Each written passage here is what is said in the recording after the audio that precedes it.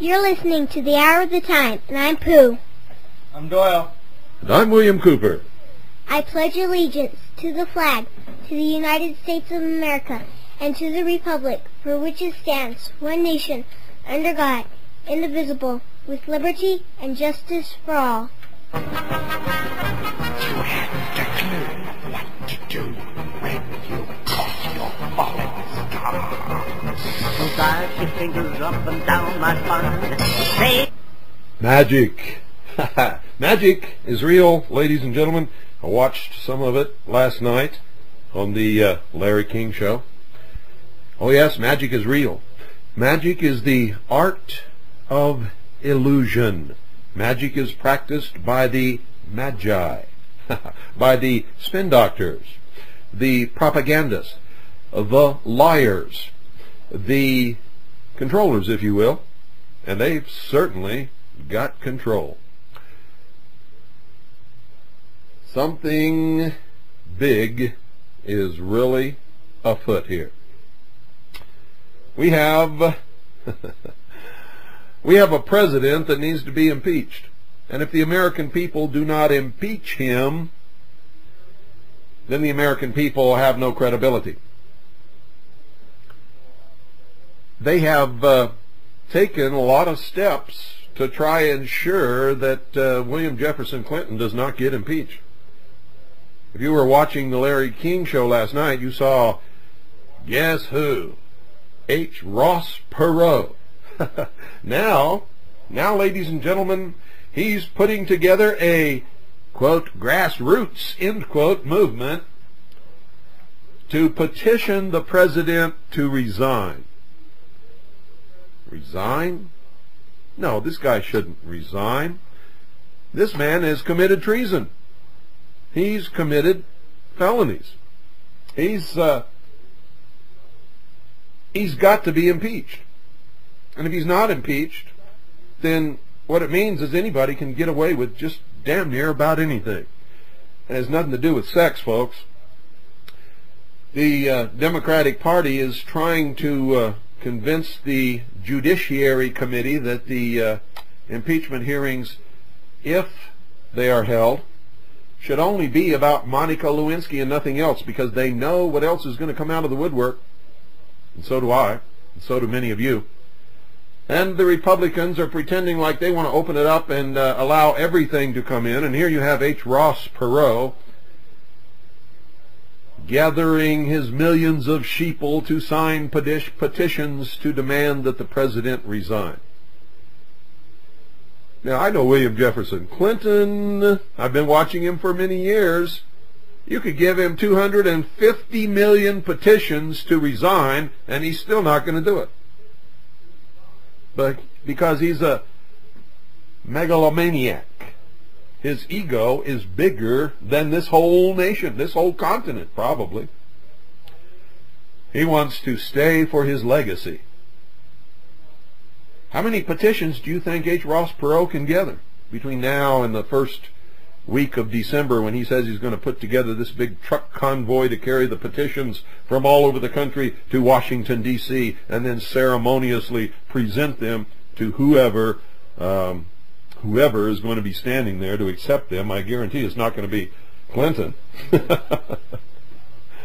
How many petitions do you think he can gather? I think that he can gather more than you can even imagine. I think that he will come up with more signatures on more petitions to fill more trucks than anybody listening to this broadcast can even imagine. That's what I think. But you know what? I think the nation's going to be involved with other things.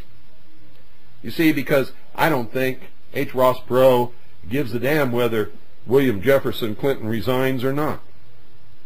Remember his shenanigans about running for president? And of course, it was just an accident that Larry King pulled it out of him on the Larry King Show, just like this petition drive was revealed on the Larry King Show. You see, folks, Larry King is a player in all of this. You want to get something rolling, you want to announce it to the world, you want to keep something going that should be dead. That's what Larry King is all about. You see, this this Monica Lewinsky thing would have died a long, long, long time ago. You know who kept it going? Larry King Live. Larry King Live kept it going. Nobody else cared. Larry King Live is responsible for keeping the whole thing going. And that's the truth. Every night on Larry King Live, it was Monica Lewinsky, Monica Lewinsky, Monica Lewinsky, and William Jefferson Clinton. And the height, the height of contempt for the American people came when Larry King asked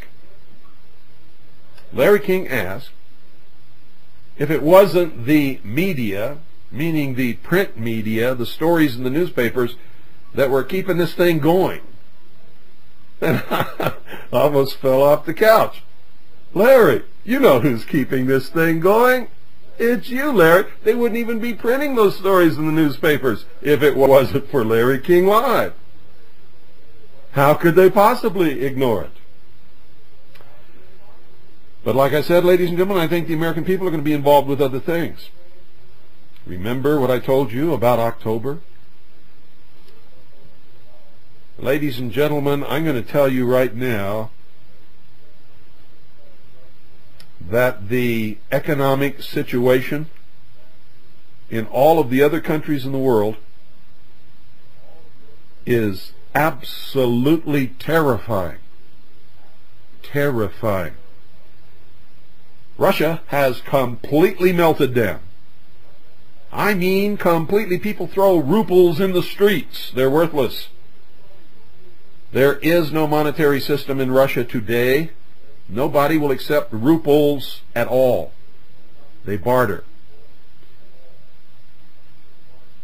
There was a big bailout given to Russia by the International Monetary Fund, and that money was used to give to the banks so that they could pay their depositors when they made runs on the banks so that the system would not fall apart. The banks took the bailout money and used it, ladies and gentlemen, to sell rubles,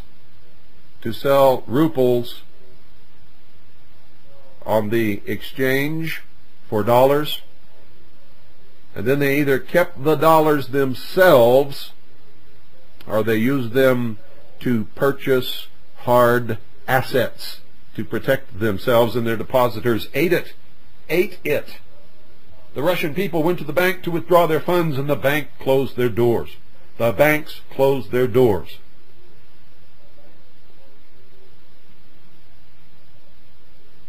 This is dangerous, because I'll tell you one thing right now, in Russia, with the political situation so desperate, and with the people clamoring for communism to come back to give them the security that they lost when they were, quote, democratized, end quote.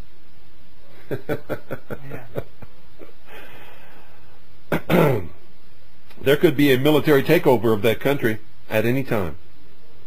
At any time. Especially when the military has not been paid. Listen to me carefully. The military has not been paid in many months. Possibly a year and a half.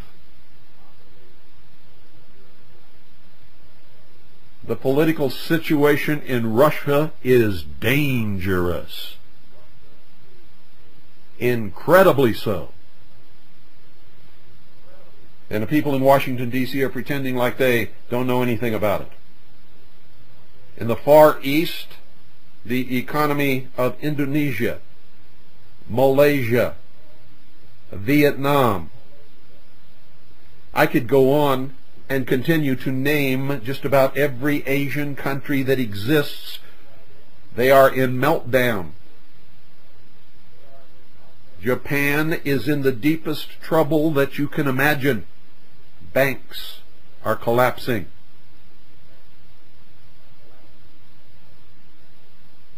Nobody is repaying loans. The entire Asian economy hinges upon Japan. China is worried. I'm talking about the People's Republic of China, Communist China. is worried. They're trying to take steps so that they don't have to devalue their money, but they will.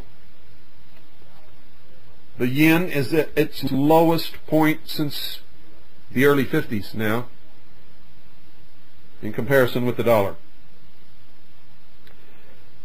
The European economy is on a slide that has no bottom. Australia is in deep trouble. New Zealand is in deep trouble. Mexico is in deep trouble.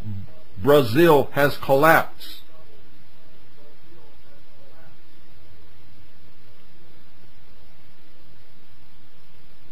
Now you remember the days when if Alan Greenspan just twitched his lip the wrong way, the market would dip 20 or 30 points? He's been very vocal about the collapse of the global economy, and nobody is listening to him. Nobody is listening to him. Just on a rumor that they might lower the interest rate, the New York Stock Exchange shot up 100 points. When they only lowered it a quarter point, the New York Stock Exchange has lost over 500 points in the last 2 days. And it will continue to drop. Today the NASDAQ fell 80 points. Listen to me very carefully. Those of you who have been listening to this broadcast since it began know that my record of accuracy when I make a prediction is the best in the world, bar none. Bar none. But if you want to listen to people like Sean David Morton and Gordon Scallion and all of these other people, you can, but you had better listen to me. In May of 1997, I said on this radio broadcast that the New York Stock Exchange would fall over 500 points on October the 24th of 1997, and it did. It did. I told you when that happened that it was the beginning of a worldwide economic collapse that had been engineered in order to level the playing field for the socialists in order that they might have their new world economic order, which is one world government. You're now hearing open talk about whether or not Alan Greenspan can save the global economy. You're hearing politicians openly discuss a global Federal Reserve Board. This is October.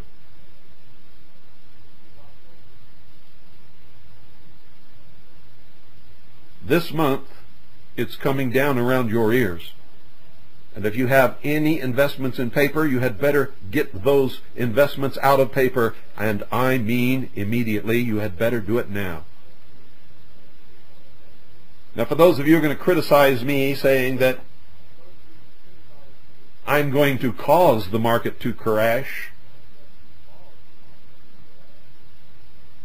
I'm going to tell you that you're not playing with a full deck of cards, because even with my record, very few people will listen to me and very few people will take my advice. Those people will save themselves.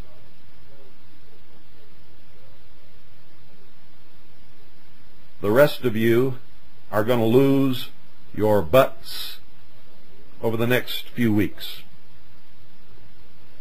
It's coming down this month. This month, October. Remember, I told you that on or before October the 25th, the New York Stock Exchange would lose 2,500 points. 2,500 points. That was when it was about at 9,300 and something. It's already lost 1,800 points. I'm almost at my mark. Nobody else in the world told you that.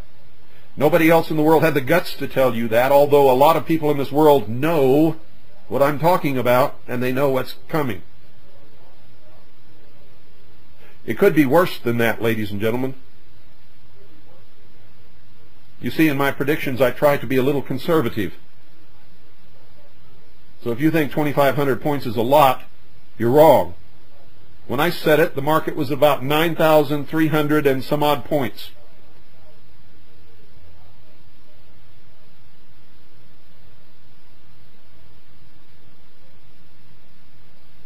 And I said, on or before October the 25th of this year, the market would fall over 2,500 points. It's already lost over 1,800 points, ladies and gentlemen. I don't have much farther to go to be right again. And I will be right again this month. This month. Not because God whispers in my ear, not because I hear voices from the beyond, not because I communicate with any Commander Hatton of the 9th Space Earth Sector, or whatever the hell Contact Magazine calls this non-existent bullshit artist. Not because I'm looking at a crystal ball, but because I know the socialist plan to bring about what they call their utopian world government. I know their timetable. I've been watching their machinations in third world countries and in the Far East for a long, long time, and I could see this coming and knew the exact date that it would happen. How did I know that? What is the significance of October the 24th? Well, if you study the history of socialism and communism, you will see that that is a very important date. An extremely important date. It is the anniversary of the October Revolution in the Soviet Union. It is the anniversary of the founding, the birth of the United Nations. And a lot more. But that's your homework.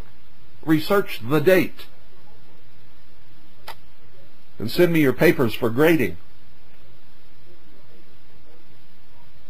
Every significant stock market crash in the history of capitalism has happened on October the 24th. And I hear people all the time say, oh, what a coincidence. Oh, spare me. Oh, spare me. You know, it would be so tragic if it wasn't so funny. Oh, spare me. This year, October the 24th, falls on a weekend.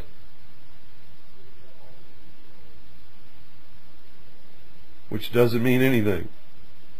Except something significant will happen on that date. And this month, all paper assets in this country are coming down around your ears. Literally. Including the paper assets in your wallet called Federal Reserve notes, which are worthless, worth nothing. Now, I talk to people all the time who look at me and say, how can you say that? What do you mean worth nothing? I can go down and buy a car with this Federal Reserve notes. I said, no, you can't. You just think you do. That's why you get a certificate of title instead of the actual allodial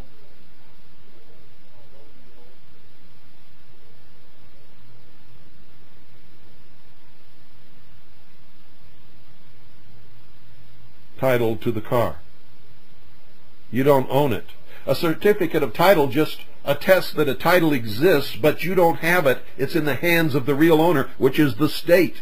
You see, a Federal Reserve note is only an instrument of debt. It's not a note at all. It's a fraud. It's a counterfeit. It is not what it says up on its face. Therefore, it is counterfeit. It is a lie. It is worth nothing. You have been convinced that it has some value, and the only value that it has is that which the fools that believe it has value assign to it. There's a simple experiment that you can perform to prove to yourself that it is worthless. It is not backed by anything, and that is admitted by the Federal Reserve and the United States government. The Federal Reserve is a private corporation, not a part of the United States government. The only part of the Federal Reserve that is affected by the United States government is the appointment of the chairman of the Federal Reserve by the President of the United States. That's it. All of the member banks and all of the assets of the Federal Reserve are owned by private individuals or corporations, including the banks themselves. Lay down on your coffee table in front of you a $1 bill. For those of you that have any, most of you running around with credit cards and checks may not have seen a $1 Federal Reserve note in many years. Lay down next to it a 5, next to that a 10, next to that a 20, next to that a 50, and next to that a $100 Federal Reserve note.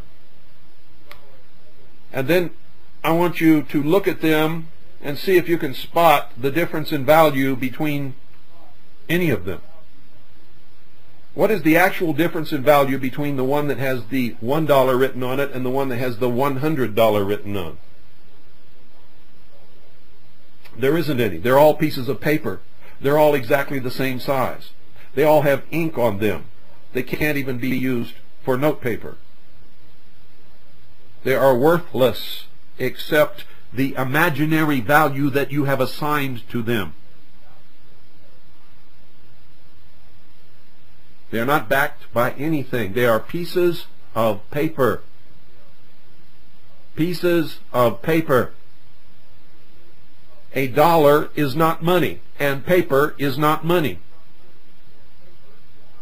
The money of account of the United States of America is gold and silver coin.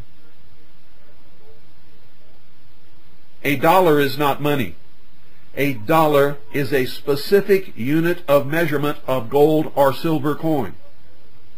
A measurement in weight and purity of either gold or silver, which makes up a unit called $1.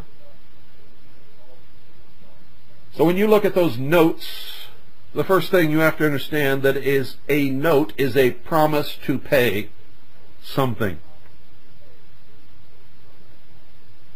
There is nothing backing a Federal Reserve note, therefore it is not a note, because the United States will not pay you anything for it. They will take it and exchange it for another Federal Reserve note, and that's as good as you can get. It is not a note. If you think it is, look up the definition of note in any law dictionary that you can find anywhere, and you will see that it is not a note. There is no Federal Reserve. There's nothing on reserve to back what they call Federal Reserve notes. There is no reserve, ladies and gentlemen. It's a scam. It is a lie. The Federal Reserve is not owned or operated by the United States government. Period. The United States government has no influence over the Federal Reserve Board except to appoint the chairman of the board. That's it. They cannot tell the chairman of the board what to do, how to act, or how to do it. He is autonomous and is one of the most powerful men in the world.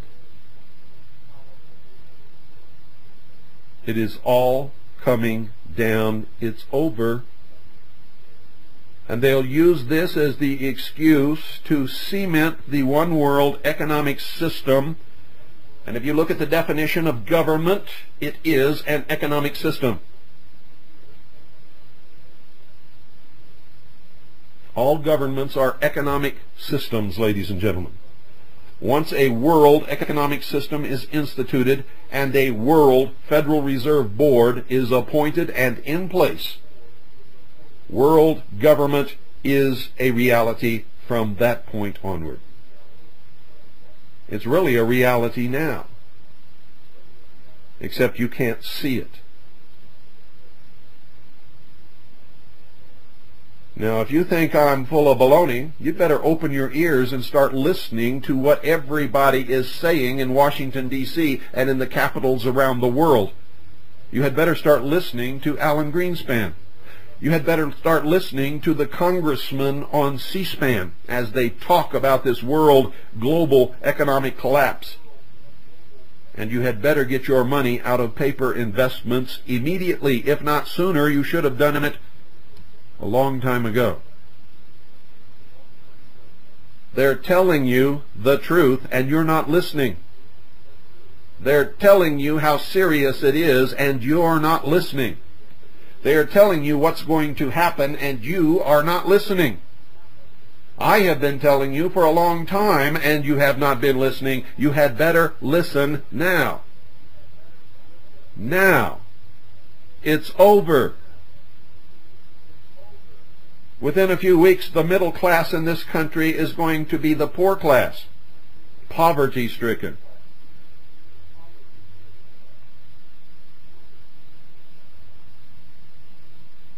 Jobs are going to disappear.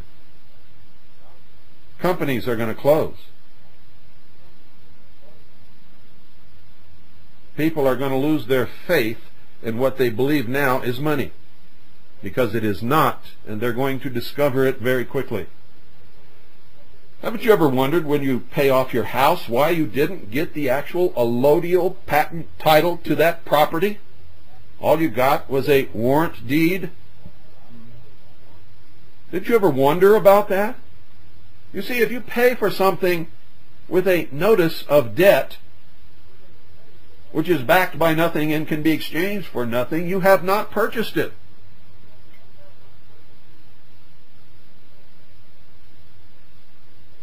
And since you paid for it with a notice of debt of the United States of America, guess who owns it? The United States of America owns it, or the state of Arizona, or the state of California. Wherever that real title resides, and it does not reside with you.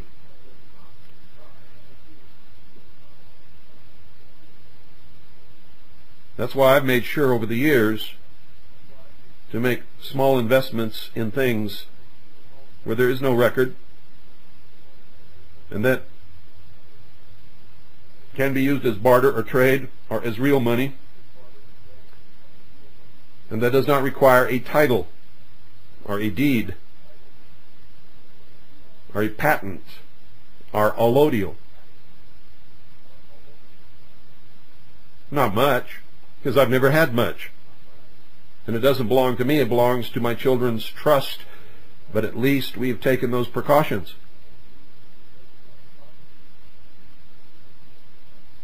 Most of you have been listening to us tell you this for years and have done nothing. You have done nothing to prepare. Even though you can look in history and see that all paper economies have always ended up in absolute failure, rampant, worthless inflation, where everybody became poor literally overnight, and the government began cranking out money by the truckload. And every time they created a new truckload, the money that you held in your pocket became less and less valuable. And it's not money anyway. Money must be a commodity, must have intrinsic worth of its own, separate from any value that anybody may hold in their imagination.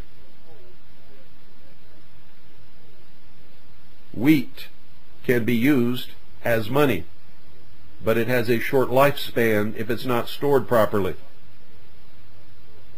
Gold and silver coin lasts a long time and have a lot of intrinsic value within themselves. That's why they're money. Titanium, platinum can be used as money. Toilet paper can be used as money if there's someone who needs toilet paper and is willing to trade you something for it. The same with coffee. If people are addicted to coffee, coffee can be used as money with those people. It cannot be used as money with people who do not drink coffee.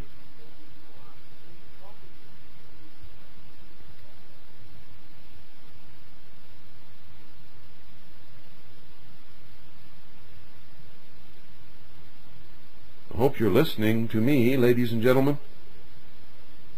It's all coming down this month, October. It would take a miracle to prevent it. If the only news that you get is off the boob tube in your living room, or off your AM and FM radio, then you know absolutely nothing that is occurring in the rest of the world. And I'm telling you now, what is occurring in the rest of the world is as bad or worse. And I'm going to tell you right now, it's worse in many instances than the great 1929 Depression in this country, which, by the way, was itself a worldwide depression. It is worse in many countries than that depression already. If you know somebody in Russia, call them and find out. If you know somebody in Mexico, call them and talk to them. If you know somebody in Brazil, call them and talk to them. If you know someone in Indonesia, call them and talk to them. You will find out that Americans do not ever get the truth through our media.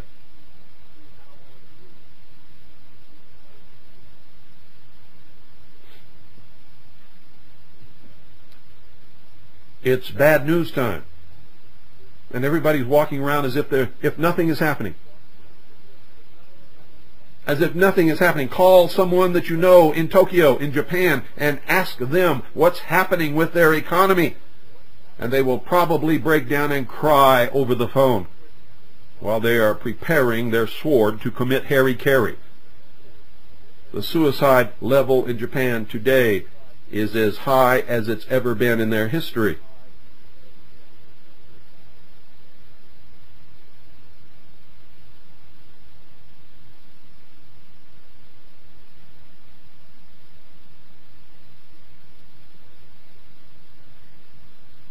Things are bad. And the American people walk around as if they are walking in their sleep, without any understanding or knowledge of the terrible danger that is just in front of them within the next few days, possibly.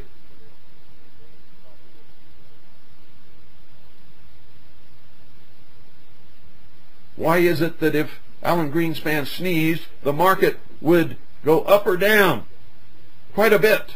Now he's telling you openly in public with no hesitation that there is a global economic crisis.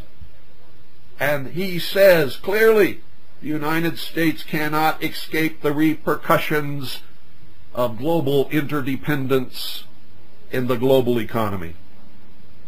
These are harsh words from a man who knows that if he just says anything, he could cause a market crash, and people are not paying any attention to him. Is this the ultimate denial?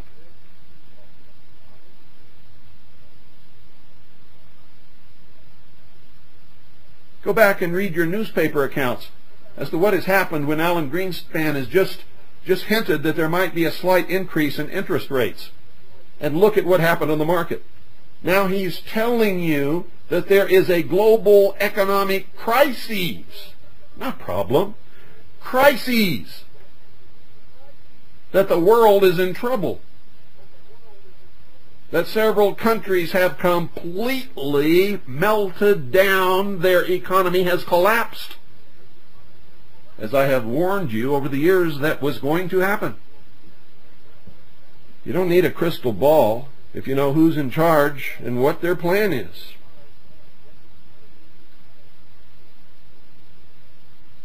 It's easy. It doesn't call for panic either. It just calls for prudent, responsible preparation.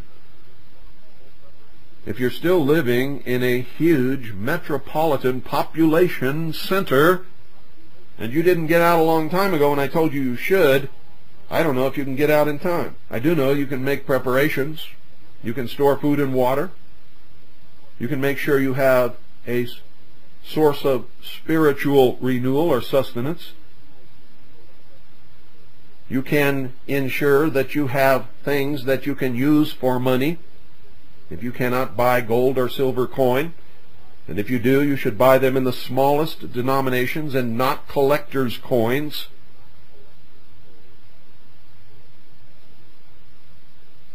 Just regular, run-of-the-mill ordinary, smallest denomination gold and silver coins, like mercury dimes, 10th ounces of gold. If you can't afford to do that, then buy things that you can afford, things that may not be available to those who must have them when things get really bad. You should have warm clothing, and you should have warm clothing for when that clothing wears out. You should have a place where you can grow a garden, and you should have seeds, open pollinating seeds, so that you can plant a garden. Those of you living in areas where you can purchase and keep chickens should have chickens. They lay eggs. If you live in the country where they have a good area which they can forage for bugs and things that they eat, you don't have to feed them. This is the way that you should be thinking. This is why so many people in the Great Depression of 1929 were not prepared, and so were so terribly hurt. It also had a lot to do with poor farming methods and a lot of other things. It also had to do with the Federal Reserve holding back money from the people, which caused a depression. See, there are no reserves now. There's nothing to hold back. They're going to have the same paper that you have. Doesn't matter whether they hold it back or give it to you, it still is worthless. Back then, and this is what they don't tell you when they say that the cause was that the Federal Reserve held back money. The money was gold and silver coin. The dollar was backed by real money. It was called currency. Now they don't call it currency because it's not. Currency must have something backing it. These are counterfeit baloney pieces of paper covered with ink. Nothing backs it. There is no reserve. There's nothing for them to hold back, and there's nothing for them to give you except more paper, which always causes inflation. So if they pump up the presses and start pumping money into the economy, and they've already told you they're going to do that, haven't they? And what are they blaming it on? Just as I told you, the danger is not in Y2K, it is what the people's perception of Y2K may cause. The Federal Reserve has already ordered the printing of $50 billion in Federal Reserve notes to flood into the economy when people fearful of Y2K make a run on the banks to empty their accounts. Why do they have to do that? Because there isn't any money in the banks. This is a paper economy. Most of you use credit cards and checks. You could never find enough Federal Reserve notes to cover the debts, the real debts and the real payments that need to be made. This is a runaway debt-based economy that has absolutely no money behind it. So when all of the people are scared to death of Y2K and make a run on the bank to empty their accounts before the computers go haywire, the Federal Reserve will flood the banks with this $50 billion in new money, and guess what happens when you flood an economy with worthless pieces of paper? Ask the Germans who were alive during the Weimar Republic. Ask the Germans who were alive after World War I. Ask them. And if you can't ask them, go find a book and read about it. A woman would go to the bakery to buy a loaf of bread for 2 marks. By the time she got there, inflation was so rampant that the loaf of bread now cost 10 marks. She would go home to get 8 more marks. She would come back with 10 marks and find out that just in the time she left the bakery and went home to get her money and come back, inflation had caused the value of that loaf of bread to go up to 25 marks. She could never go to the bakery with enough money. and so she never had a loaf of bread.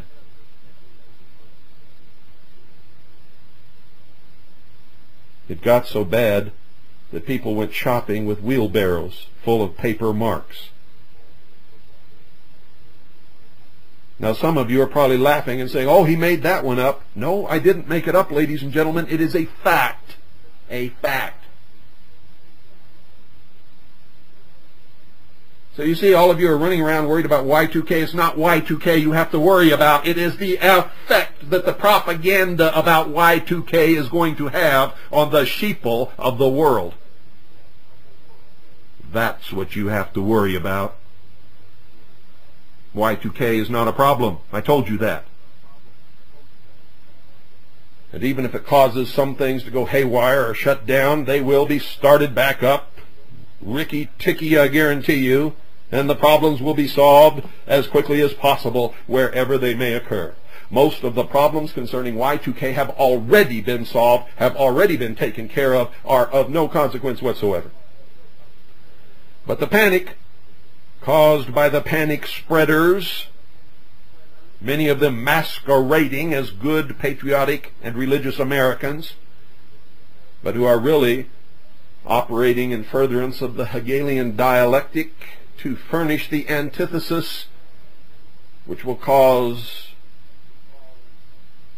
a great crisis, a catastrophe, and out of that will come a synthesis which I guarantee you is not going to be good for any of us.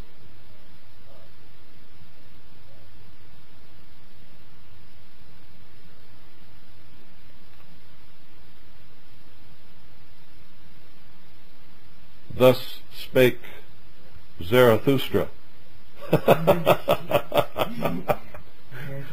That just blew Doyle's mind. I know many of you don't even understand what I just said.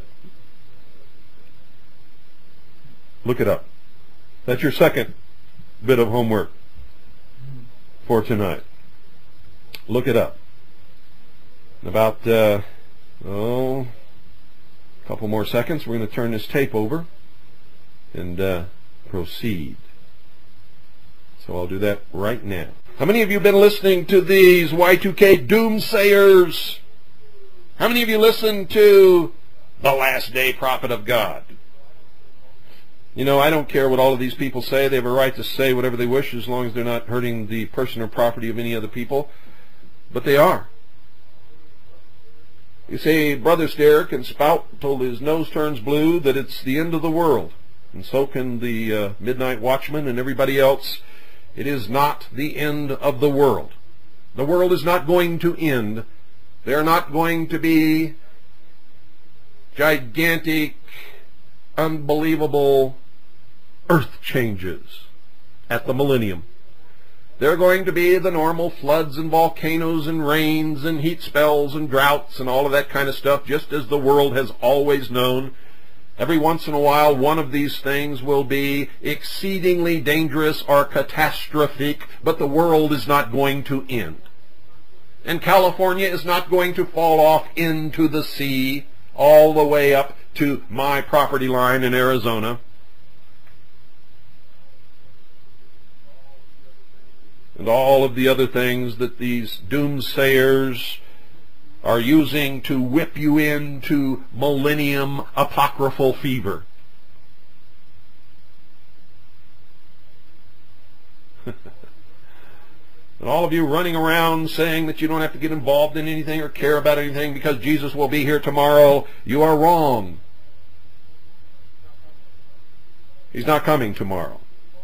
He's not coming until you've all forgotten about him and you think he's never going to come, and then he will show up and be right in your face if there is such a thing as him ever coming back to begin with.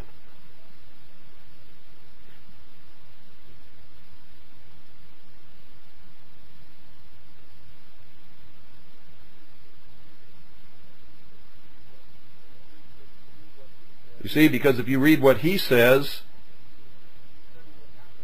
and if you study what happened with him and his disciples, either he's a liar or he's already been here.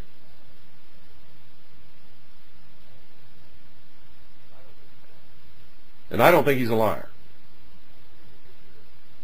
I think your preacher is. That's what I think. Everybody quotes everything in the Bible except what Jesus Christ said in the Bible, the words written in red. They never read those. They never read those. Nobody ever quotes those words. And those are the only words that I read. You see, I don't read any of the other ones. Isn't it amazing? That doesn't mean that I'm right. Doesn't mean that you're right or that you're wrong. It just means, ladies and gentlemen, that everything is cockeyed, screwed up, and everybody's running around spouting off stuff they don't know anything about. And they've got people stirred up like Art Bell does every night in mass hysteria and full-blown panic. And you know what? I wanted to stay up and hear the evolution of Sean David Morton, from the simpering little wimp, son of Satan, that I first met back in 1989, to the great con man that he has become. And I couldn't do it. I was too tired, so I went to bed and I didn't hear a word he said. So when we open the phones, whoever of you listened to Art Bell, I would like to hear the prophecies that he made last night that are going to help whip the world into the mass hysteria needed to cause the final move into world government. And no, he's not causing world government. He's just one little ripple on the pond that is building into the big wave that's going to carry us there.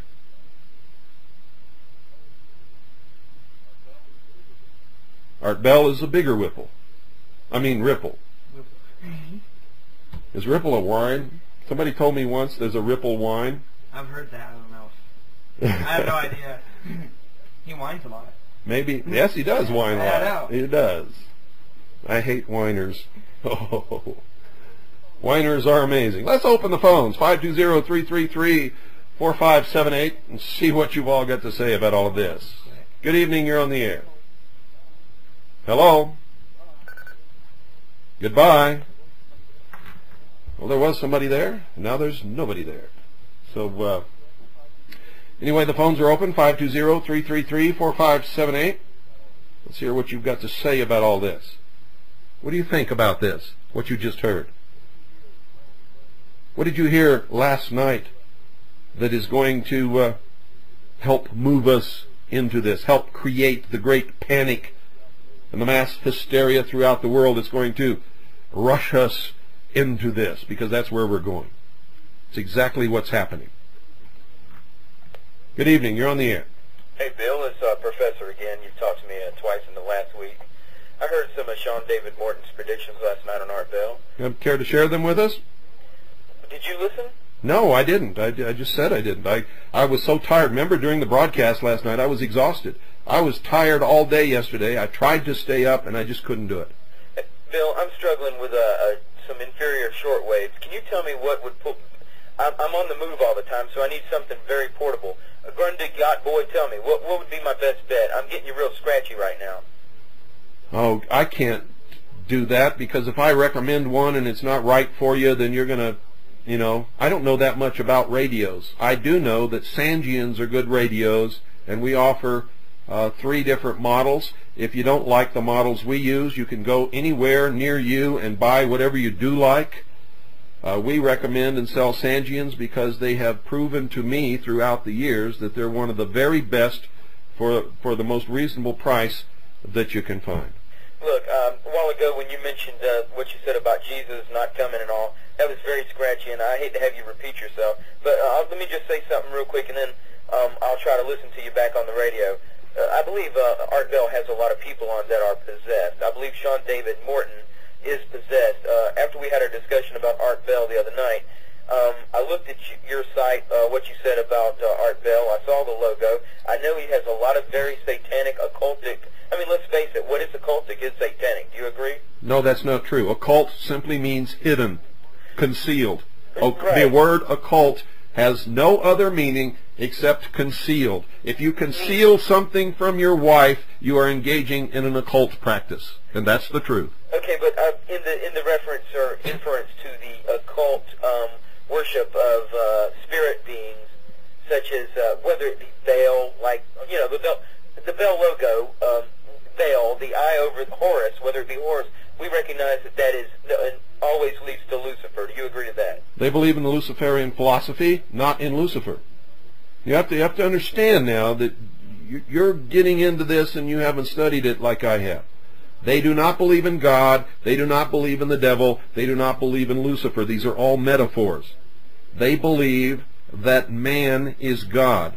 Through the use of his intellect, he will conquer life, the universe, and be able to live forever and do anything. That's what they believe. They are secular humanists, and that is their religion. Well, in so many of their writings, they make contact with, if you heard... No, you're reading an esoteric text, and you're interpreting it in a literal interpretation, and you cannot do that. You don't understand the language. So you believe there is no beings there? There are no... That's not what I said. I said this is what they believe. It doesn't matter what I believe. It matters what they believe, because whatever they believe will affect us.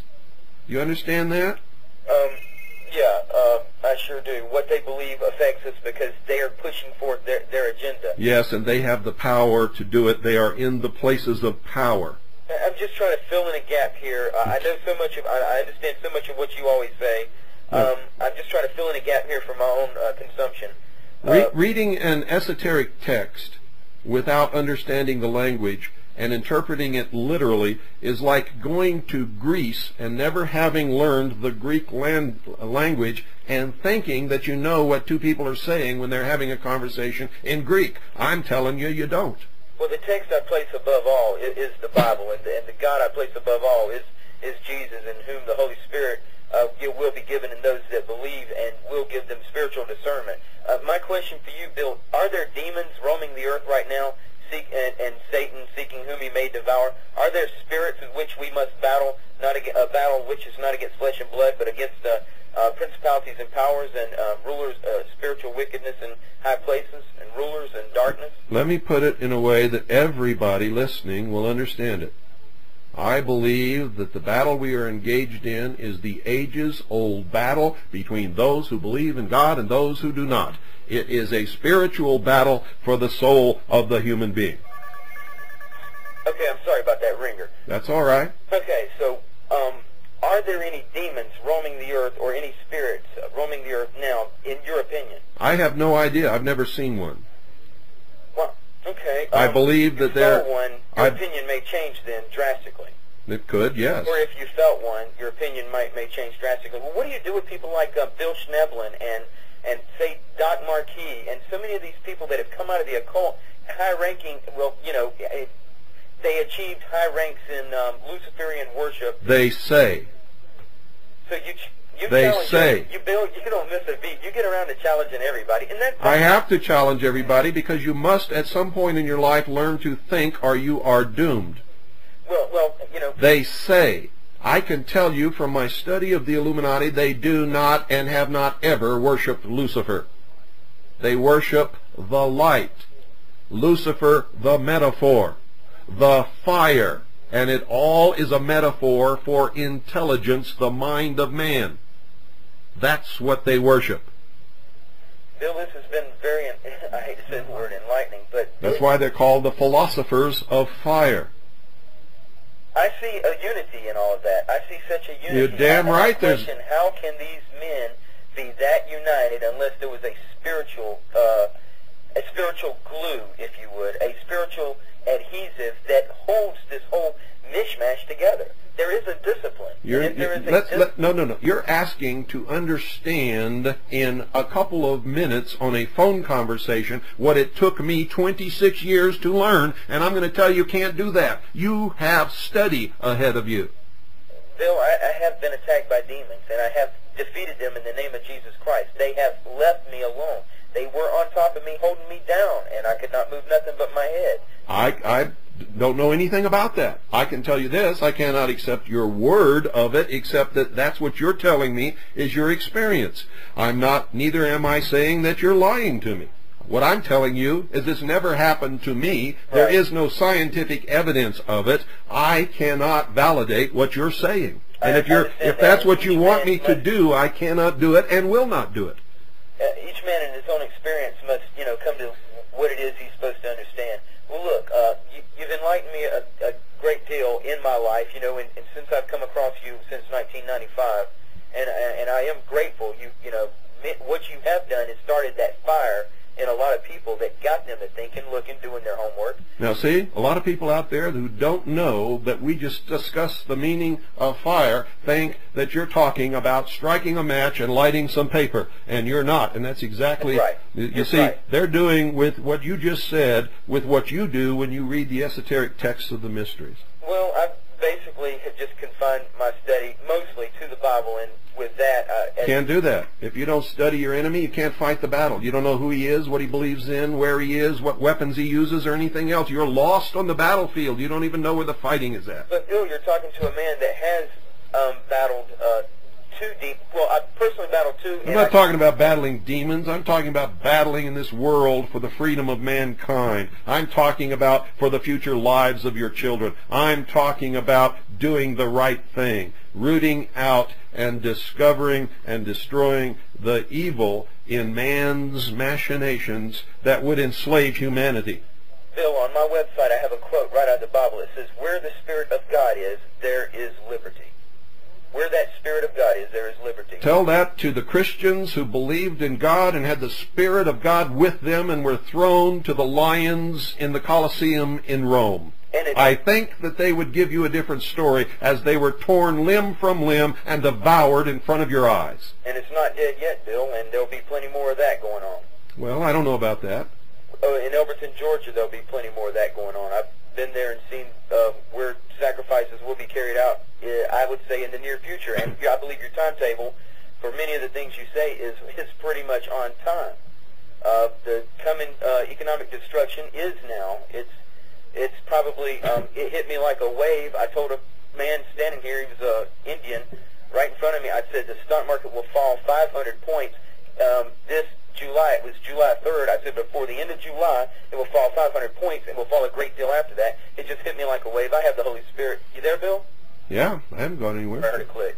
I have the Holy Spirit in me, and he tells me things like that. I don't need a crystal ball, and I know you've studied the mystery schools. I'm just going to tell you that you are dead on target about what you're telling these people tonight, and they had better get on their knees and prepare with their Lord first, and then do what the Holy Spirit leads them to do. And if they don't have that, then they're going to be in some serious trouble, and they may end up standing in line taking the mark very gladly. The mark card says multi-automated reader chip. That's your mark, and the Beast Battle Engagement Aerial Simulation Tracking, isn't that what it's called? No.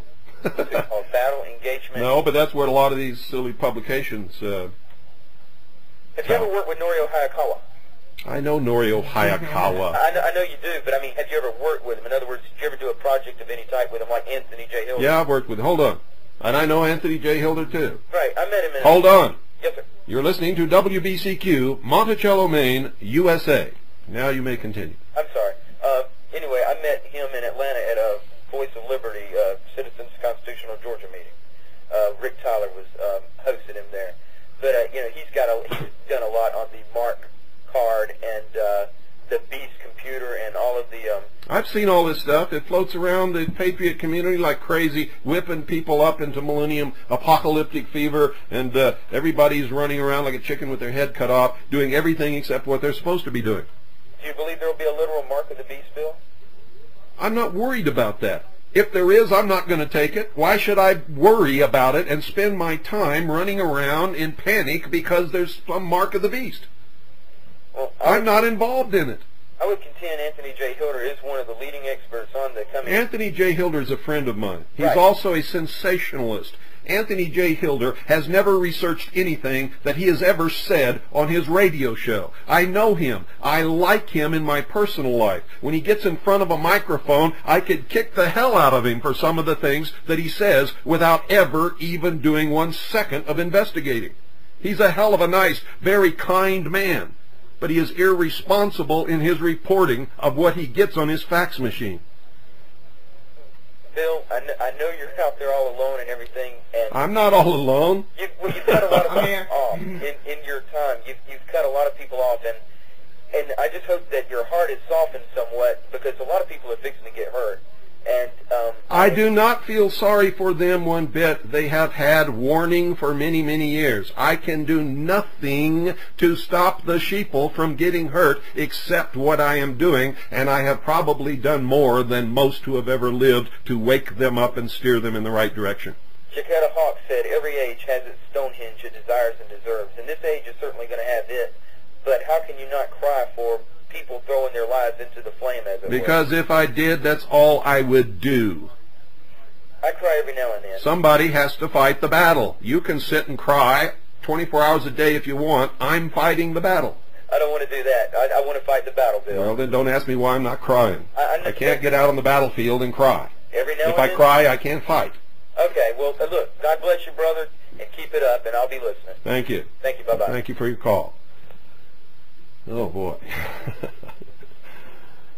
Oh, sometimes I think I'm beating my head against the wall, folks. I mean, it's just, I don't know.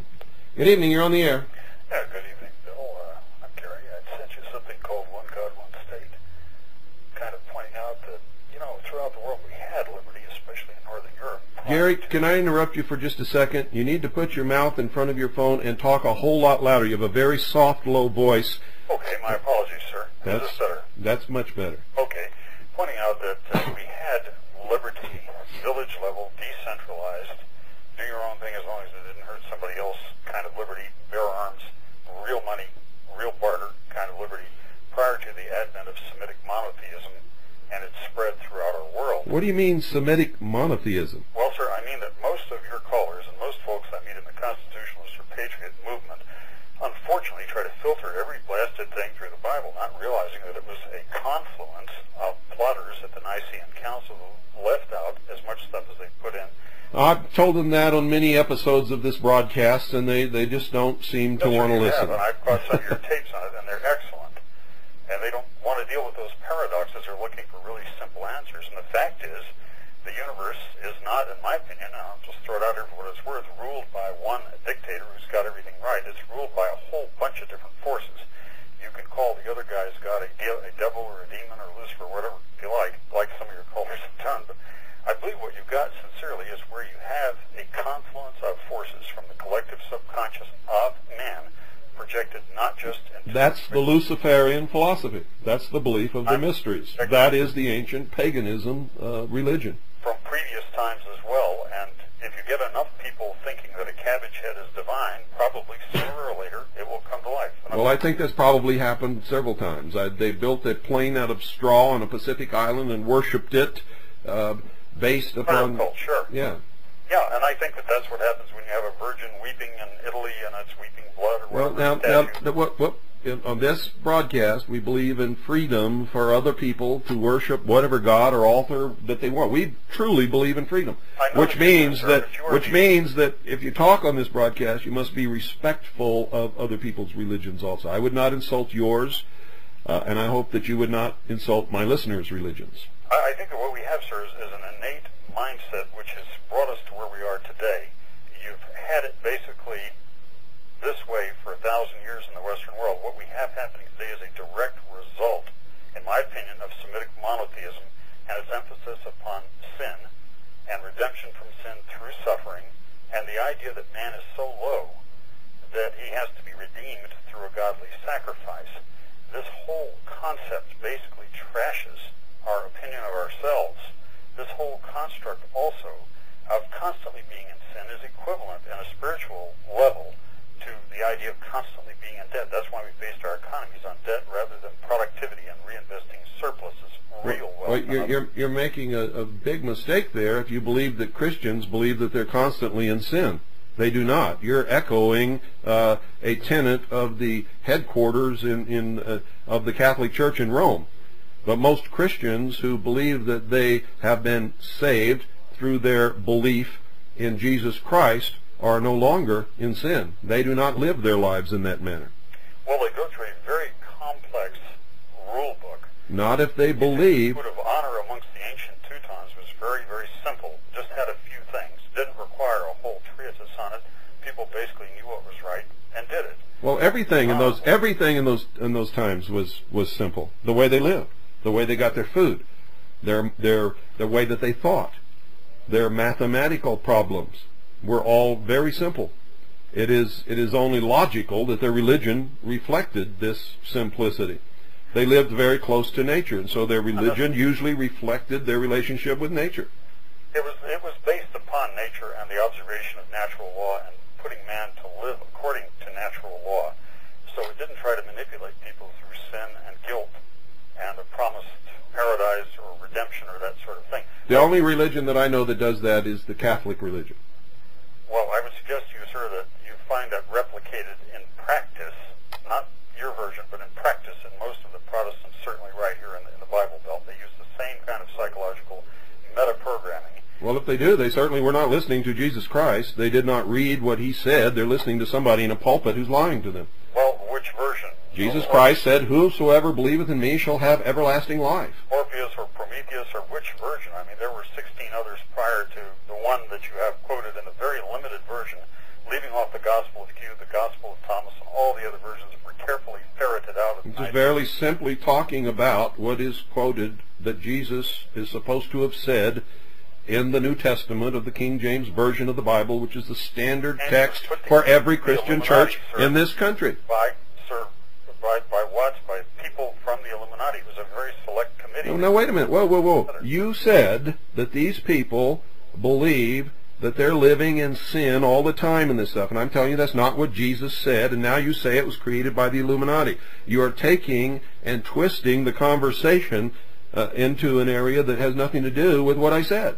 Well, I understand where you're leading with that. I'm simply saying that... I wasn't leading anywhere. I was just telling you that if someone is a true Christian and reads the words of Jesus Christ, they do not and cannot believe that they are living in perpetual sin. That's all I said. I'm saying that it's been very carefully selected. We don't even know what words there were, or even if there was such a... Just like Paul Bunyan is not a historical figure. If enough people talk about it enough, repeated it enough, and carefully filtered out enough versions, we might actually arrive at some point 1,000 years from now in a worldwide belief in Paul Bunyan. And that's exactly what religion is all about. You see, whoever believes in wood nymphs and believes in tree gods is doing the same thing that someone else does when they bow down to a bronze statue of Buddha and worships that statue, which I know they don't really do, but that's the interpretation a lot of people give it. They're just bowing in respect to the memory of the man who gave them the way of life that they follow. But all religion, listen to me, you're talking about religion as if it's supposed to be based on fact, and it is not. Religion is called religion because it is based simply upon an article of faith, that people believe something that cannot be proven to be true and cannot be proven to be false in most instances. And you believe in liberty. I've read some of your works, and I know where you're at on that, like your Pale Horse document. Clearly you're upset by people who don't believe in it. And that's the bottom line. Don't believe in what? Pardon? Upset by people who don't believe in what? In liberty. You're damn right I did. Right, and what I see to the constitutionalist and libertarian, and especially the constitutionalist circles, the patriot circles, is the kind of forced state religion. I guarantee you, if there were, and I hope there isn't some sort of bloody revolution here, because I think everybody's going to lose if there were, but if there were tomorrow, between the forces of the so-called New World Order, the George Bush types and so on, and their UN troops, and the guys out on the mountaintops in camouflage and the militias, it wouldn't matter as far as liberty goes which side won. There won't be any liberty either way. The folks I know around here that are in the militias basically would put a gun up to my children's head and say, okay, pray or you don't eat. Pray or die. I would say in answer to your statement that you don't know those people. You are reflecting what you have seen on your television set. People that I've met, sir, personally, and you meet and you're taking your experience with 1 or 2 or 3 people, and you're saying all of these people are that way, and I'm telling you that you're wrong. I read this. Anyone who believes in the Constitution for the United States, who says that they are a constitutionist, cannot believe in a theocratic religious government. Read the website Yellowstone. I don't need to read the websites. There are a lot of intentional, dead-end people who call themselves patriots who are not. People who call themselves constitutionists who are not. Who are serving the Hegelian dialectic to help this whole process come about. And that's what I'm trying to warn you all against, and you fall right into it and make a statement like that, which is the same thing as saying all Jews are out to kill all Christians, and it's a lie. I never said categorically, Mr. You Kimbrell. did. You said all these militia and constitutionists and all of these patriots are all the same. They don't. You said it right here on this broadcast. That the guys I've met around here don't have a program for liberty. They just have a program for their own viewpoint as opposed to Washington's. I don't see their reliance on liberty or the Constitution. You may know some people who are like that. I know some people who are like that. Whenever I see them, I call them on it. I tell them, you're not a constitutionist, and you don't believe in liberty. You believe in a theocratic government. You believe in the Dark Ages, where if somebody doesn't believe like you do, you're going to burn them at the stake. And I'm telling you, if you start that crap, you'll have to fight me too. Why don't you tell them that? Sir, I tried to do that, and I appreciate the point you're making. That's exactly what I'm trying to say. There seems to be this tone creeping into a lot of the websites I checked, and a lot of the people I hear who are claiming to be constitutionalists. You've just made the distinction I was aiming at. Thank you. You're welcome. Have a good one. You too. Haven't you ever thought that maybe someone is doing this on purpose so that liberty and freedom doesn't have a chance? I'm telling you, that's exactly what's happening. That's why I've said on many occasions, that most of the so-called patriot leaders are not patriots at all.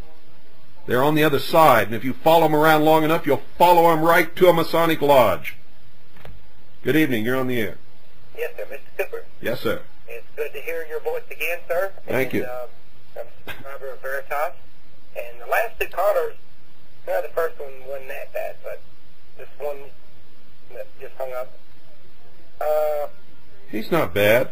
He thinks the same thing that he's accusing all these other people of. He has his own agenda, and he thinks he's the only one that's right, and his religion is the only religion that's right. Exactly, sir. He's dogmatic. That's what I'm trying to... I know that's what you were going to say. I agree with you, because I was raised in a Christian family, and I understand the first caller to a degree. Mm-hmm. I do believe there is a spirit out there where certain mankind can go to this area, but I understand the difference in fire. So this guy, though, is totally either... The second guy, rather, was... He's practicing what he accused everybody else of doing. Right, and that's scary. Yeah, he's doing exactly what he accused them of doing to him. Mm-hmm. And he's just as scary as those people who he is afraid of. And I've learned more freedom from you, and it really slapped me in the face, but said it's totally correct, and even biblically, it is totally correct. So I just want to thank you very much, sir, for being on the air. I'm glad to hear you again, and wish you Godspeed. Well, you're welcome, and thank you. Thanks. I don't know why people have such a hard time with freedom. Freedom is simply this, ladies and gentlemen, that you never do anything to hurt the person or property of any other human being. That you allow them to be them. That you allow them to worship whatever religion they want to worship. You see, if you deny them their freedom to do that, then you have also denied yourself. What you have said is whoever is the strongest and in power has the right to dictate what you're going to believe. And that is not right. We are born, all of us, every man and woman upon this face of this earth, we are born with certain unalienable Creator-endowed rights. Governments are instituted amongst men to protect those rights. Read it. It's in the Declaration of Independence. If you want the right to be a Christian, you must give someone else the right to be a Satan worshiper if he wants to. God, if you believe in God, will deal with that person, not you. Judge not, lest ye be judged. Remember that? Most Christians aren't Christians. They don't know the meaning of the word. And you're all still dividing yourselves up to fight each other because you want to be free, but you don't want to let anybody else be free. And that's the real cause of all the problems in the world. If everybody would understand and practice freedom, there would be no problems in the world. Good evening. You're on the air. Yes, this is Carl from Pittsburgh. Carl, can you put your mouth in front of your phone and please talk loud? Right, this is Carl from Pittsburgh. Thank you. I understand that George Washington and most of the founding fathers were Freemasons. That's correct. Do you have any comment on that? I've commented on it probably 5 million times. I have done hours and hours and hours upon it. Their memberships, what they belonged to, what their goal was, why they founded this country, and why they knew that someday we would give it all up in exchange for security from the state. They put all these wonderful documents into law. Yeah. Hello? Yes. Yes, they put these wonderful documents, the Declaration of Independence, Yes. the Bill of Rights, Yes. all put into law. Yes. With safeguards. Yes. Yes? Yes. Yes, yes, yes. Do you have any comment on that? I've already told you. I've commented it 5 minutes. In fact, I just commented the other night again. Well, I wasn't listening. Apparently. But I can't do every show the same every night. There's got to be a point where I tell you that if you want to know, if you want to hear it again, after all the times I've commented on it, purchase the tapes or put your nose in a book. Hello? Goodbye. Sorry, I'm sorry I've got to do this, but apparently you can't hear me. And if you can't hear me, we can't have a conversation. Good night. Thank you for calling. 520-333-4578 is the number. I just explained the whole thing. Night before last, wasn't it? Or not long ago. Good evening, you're on the air. Okay, let me turn my radio down. Okay, Yes. Sorry about that. That's okay. You got it before I get the radio now. Yeah, is it okay if I make a comment about Y2K? So go ahead. Okay, yeah, I'm a computer programmer for a bank. Uh-huh. Actually, I've been involved in year 2000 testing for about a year. Uh-huh. Actually making code changes. We just now started doing testing. And now before I got into this and doing it, I was probably one of the doomsdayers. Uh-huh. But after getting into it, hearing what you were saying tonight, I can reiterate what you have been saying, is that the perception that people have about that is what's going to really cause the problems, because what I've ran into in doing the testing, I have ran into trouble. I mean, we have warped all the data, all the dates, relative to the year 2000. Uh-huh. And we went like the last business day in December and went over to year 2000, and we ran into problems. But what's happened is that we're able to quickly identify those problems. And then solve them, right? Yeah, because see what it is, the people that are writing the code, after you've got in there, done changes, and you know how it works, you're real familiar with what's going on in there. When you see a problem, you're like, oh, I know where that's happening. Maybe you can fix it immediately. Uh-huh. So, there's going to be problems, no doubt about it, because there are so many things out there. I mean, and people who write code understand this. That you can't. Everything that's out there, you're not going to see it at first, but the problem will occur. You'll be able to fix it pretty immediate. Pretty quick, right? Yeah. So you're right. There's no doubt that you're right. And also, too, I just want to say one thing is about last couple of nights I've heard y'all talking about Waco. Is that actually you were the one that actually probably opened my eyes. I remember when that happened, and how they were saying that they set the thing on fire and all that, and I believed that. But I heard you in my local area here, which is around Charlotte, North Carolina. I heard you on an FM station here in the morning talking about that, talking about how I think WWCR got burned, and you were telling the things that you knew. I was sitting here going, I've always been open-minded, and I was like, well, wait a minute, what's this guy saying? So I started looking, and then you probably know the rest of the story. I've come all the way up to doing. I'm a rebroadcaster now. Actually, I'm rebroadcasting the show as we speak. Excellent, excellent, excellent. So I just thought I'd let you know you were the one to open my eyes up, and actually I'm a much happier person than that now because I feel like I know a lot more. I'm not in the dark. Yeah, you're not going around with that funny feeling in your stomach. You know something's terribly wrong, but you don't know what it is. Now you at least have some idea, right? Yeah, because when I was younger, I used to play in heavy metal bands and got a lot of ridicule for that. I mean, and got harassed by the police a lot when we'd play out in clubs. And I'd always think, well, why are the police harassing us? Because even when I was younger, I studied a lot about Nazi Germany. It was just something I was interested in. And I thought, well, wait a minute, this doesn't seem right. It doesn't seem right. And then I started, after I heard from you, from you on that show that day, I started looking, and I was like, we got problems. big problems. Yeah, so, there's no reason for any police officer anywhere to harass anyone under any circumstances whatsoever unless you are engaged in the commission of a crime. That's correct. And also, I don't know if you want to make a comment about this or not, but was it Ross Perot's little stunt? Yeah. Is that okay? Okay. Is what okay? Okay. Oh, making a comment about that. Yeah, go ahead. Okay, I'll tell you what. In fact, I opened up the broadcast making a comment about that. If I talk about it, you can talk about it. Okay. First of all, I think Ross Perot is a disciple of democracy. Okay. Remember when he first came out, he was talking about setting up the big electronic vote, allowing everyone to vote on. Sure, he's a populist. He's also a socialist. Yeah, One of the first thing he said after his first televised town hall meeting, when he came out, one of the reporters there stuck a microphone under him and asked him what he thought about the Constitution. He said the Constitution was penned over 200 years ago by a bunch of doddering old men who didn't understand the complexities of the modern age. We've got to change the system. Yeah, didn't he mention... That's a direct quote, exactly word for word. But didn't he mention one time we need to change our government to a parliamentary system? Yes. I remember him saying yes, that. He is a socialist. I'm telling you right now, Ross Perot is not on our side. Oh, yeah. And it should tell you something when he admits that he's a populist.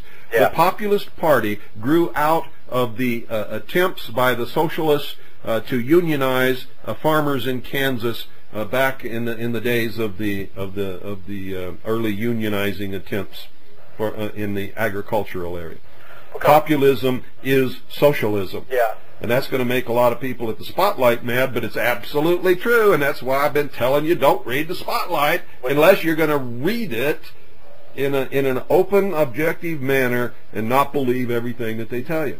Yeah, I know the first time me and my wife looked at Spotlight, we kind of labeled it Patriots Inquirer. That's the way we viewed it. Well, it's not patriotic. It's socialistic. It's populist. Anything that's populist is socialist. But one thing, like a lot of the enemy masquerades under this name, patriot or constitutionist. Yeah. They are not. They don't even know the meaning of the word. Yeah, exactly. Well, populism. One thing I want to say about this whole Ross Perot thing, and also to do with the rest of the country, is that he's doing this, sending his petition up, but bottom line is, it doesn't matter what the people think. The Constitution defines why the president should be impeached, and do this and do it.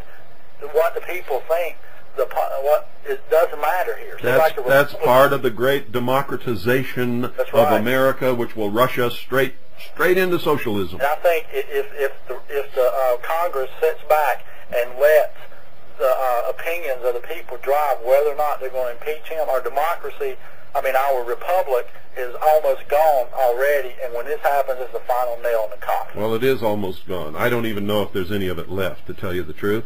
Yeah. And so I think we may have just a small remnant, but that will be the final nail in the coffin. And despite... Because they're going on what people think. Yeah. And I read through the Constitution the other day. I couldn't even find, maybe you can correct me, because you're probably I'm sure you're more versed than I am, but I couldn't even find in there where it said the people even vote for the president to begin with, the electors. They don't.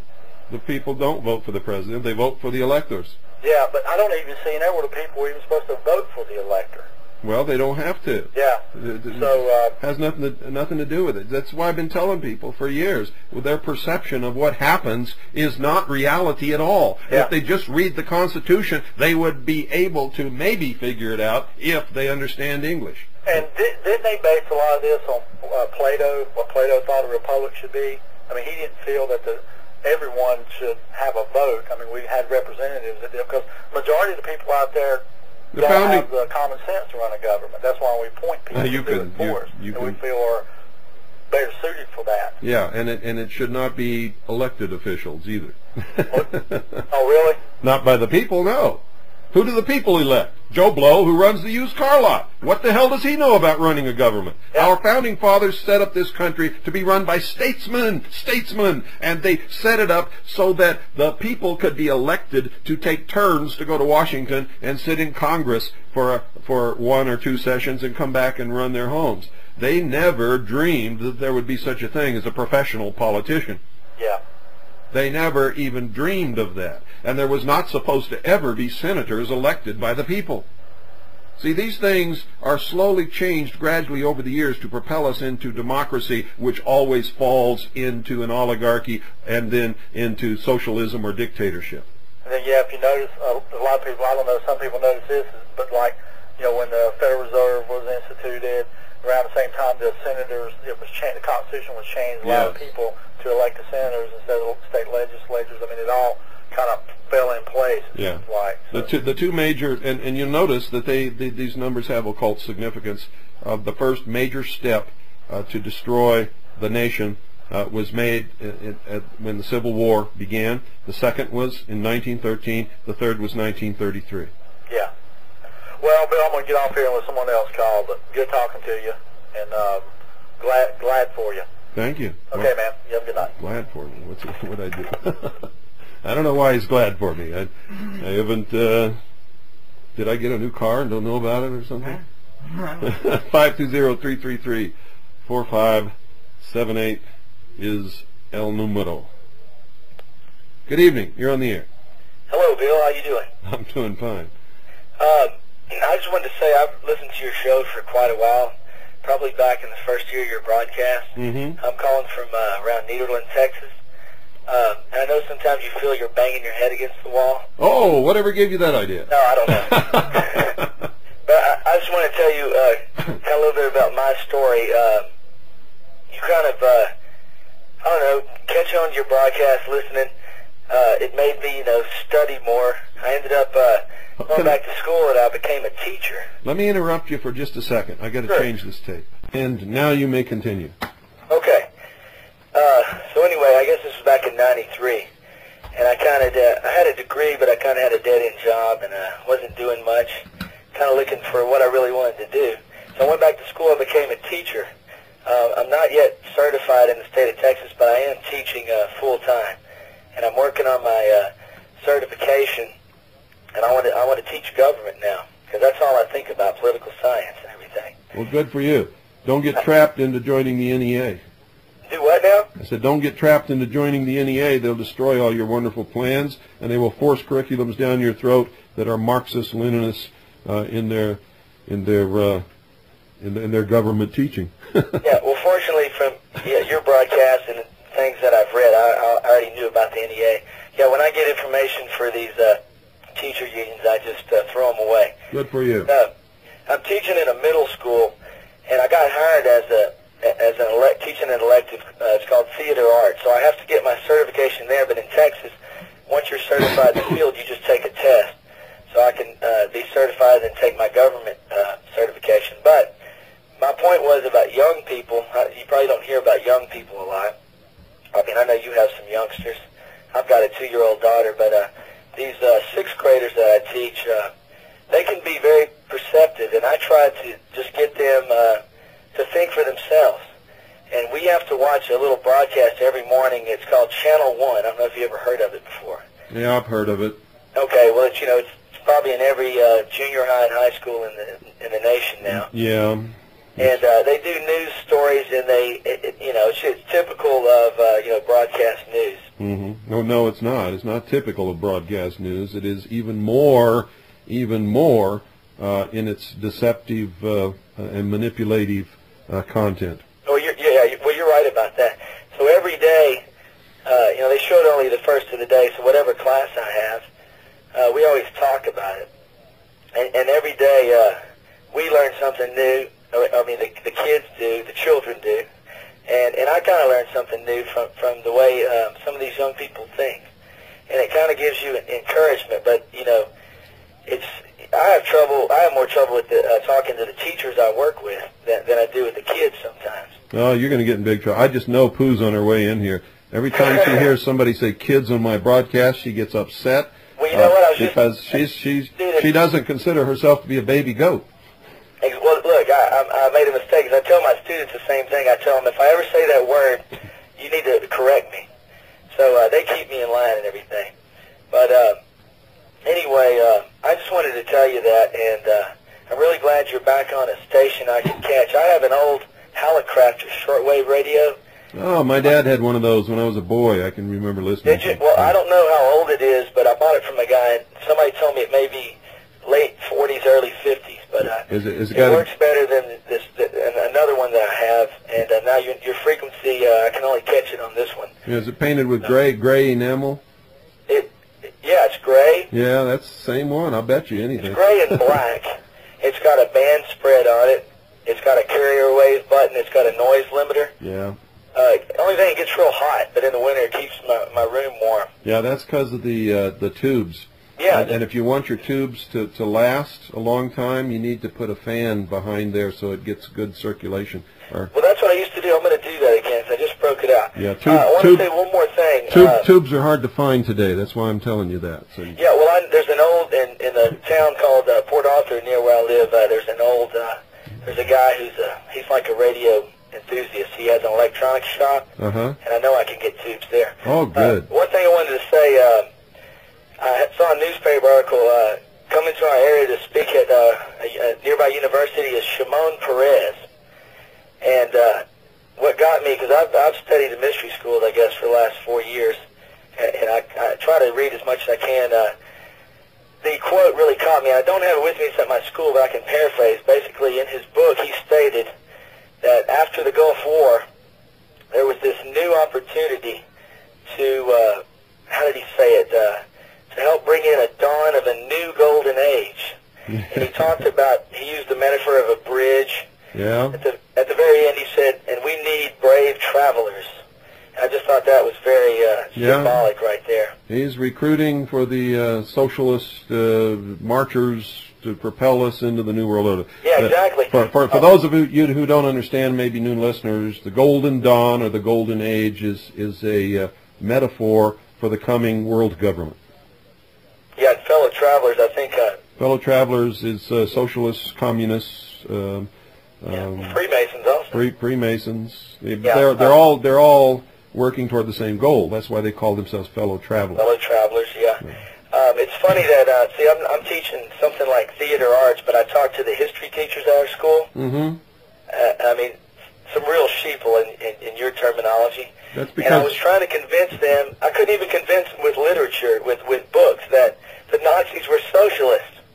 No, that's because they have been so ingrained that the Nazis were somehow a right-wing, whatever they think that he was. But he was a socialist. He socialized Germany. The Nazi Party was the National Socialist German Workers' Party. I've also heard it and seen it written as the National German Socialist Workers' Party. But that's what he was, and that's what it was. And chances are that the real reason that they don't want to hear it is they're probably Marxist socialists themselves. Most people who ascribe to academia in our higher institutions of learning in this country are Marxist socialists. And they took over our universities a long time ago, and that's what they teach, and that's who occupies our great halls of learning, and that's why we're cranking out little fellow travelers working toward the goal of the New World utopian system. Yeah, we know a lot of this area has a lot of petrochemical industry. Of course, it's on the decline, but there's a lot of guys that worked at refineries that went back to school to teach. Yeah. And these are the ones I have the most trouble with, and I think it's because of their union background. And, Could be. The unions were created by the socialists and communists a long time ago in this country, and they first existed as secret societies. You and know, most people don't know that. I try to tell them to do a little reading, but of course they don't do that. And you know, there's a book. I wanted to get your comments on this book that I found it well, someone I know bought it at a garage sale, and it was called None Dare Call It Conspiracy. Yeah? And now, was the man who wrote that, was he the founder of the John Birch Society? No. Okay. No, not at all. The man who wrote that was a guy named Carr, I believe. Okay, I can't remember his name either, but I thought the book was very enlightening because it mentioned some things that you brought up. That's, I think it's on your website. You mentioned in the show how the code words they use, how democracy means socialism, and how peace means when all opposition to socialism is out of the way. That's exactly right. That's Karl Marx and Vladimir Lenin defined peace as the elimination of opposition to socialism. Right.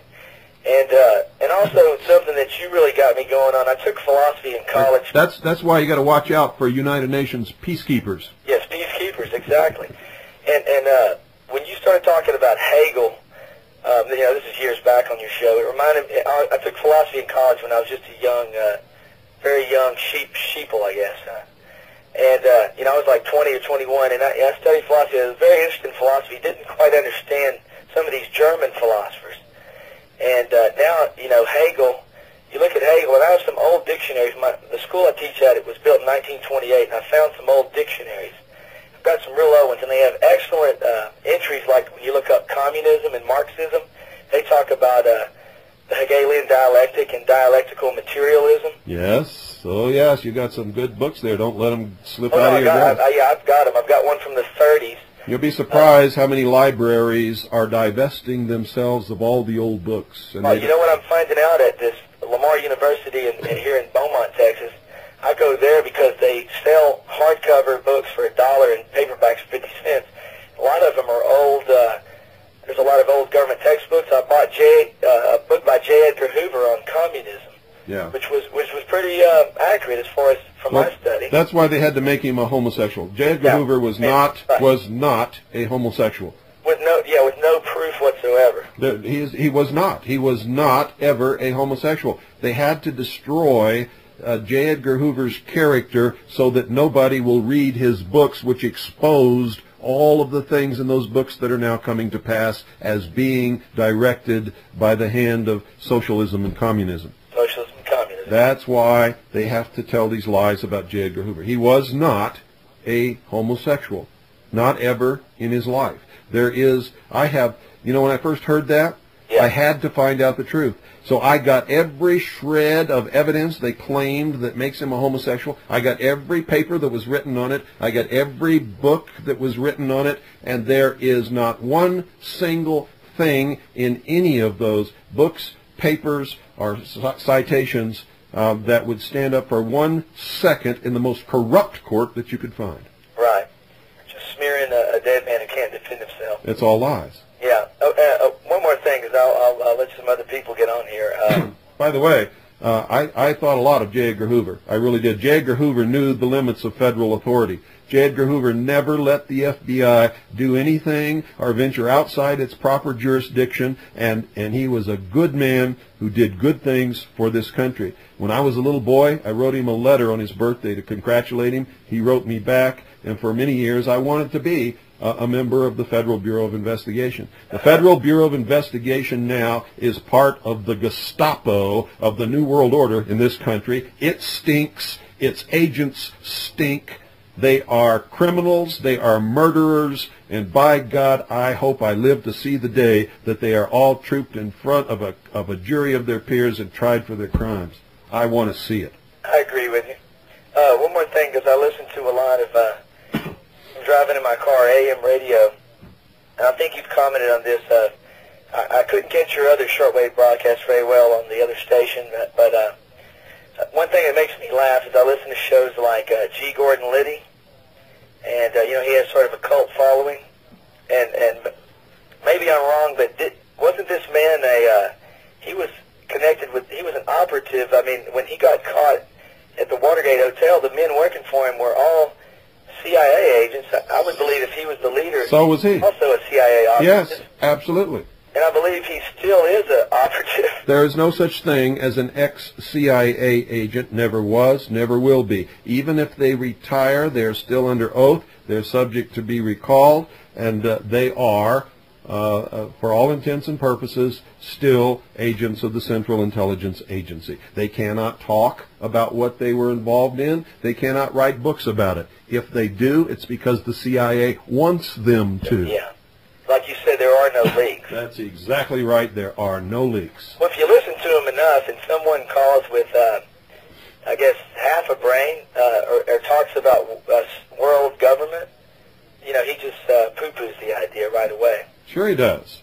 And there's another guy, if you want to be entertained, if he told the truth, he'd be dead tomorrow. Yeah, that's true.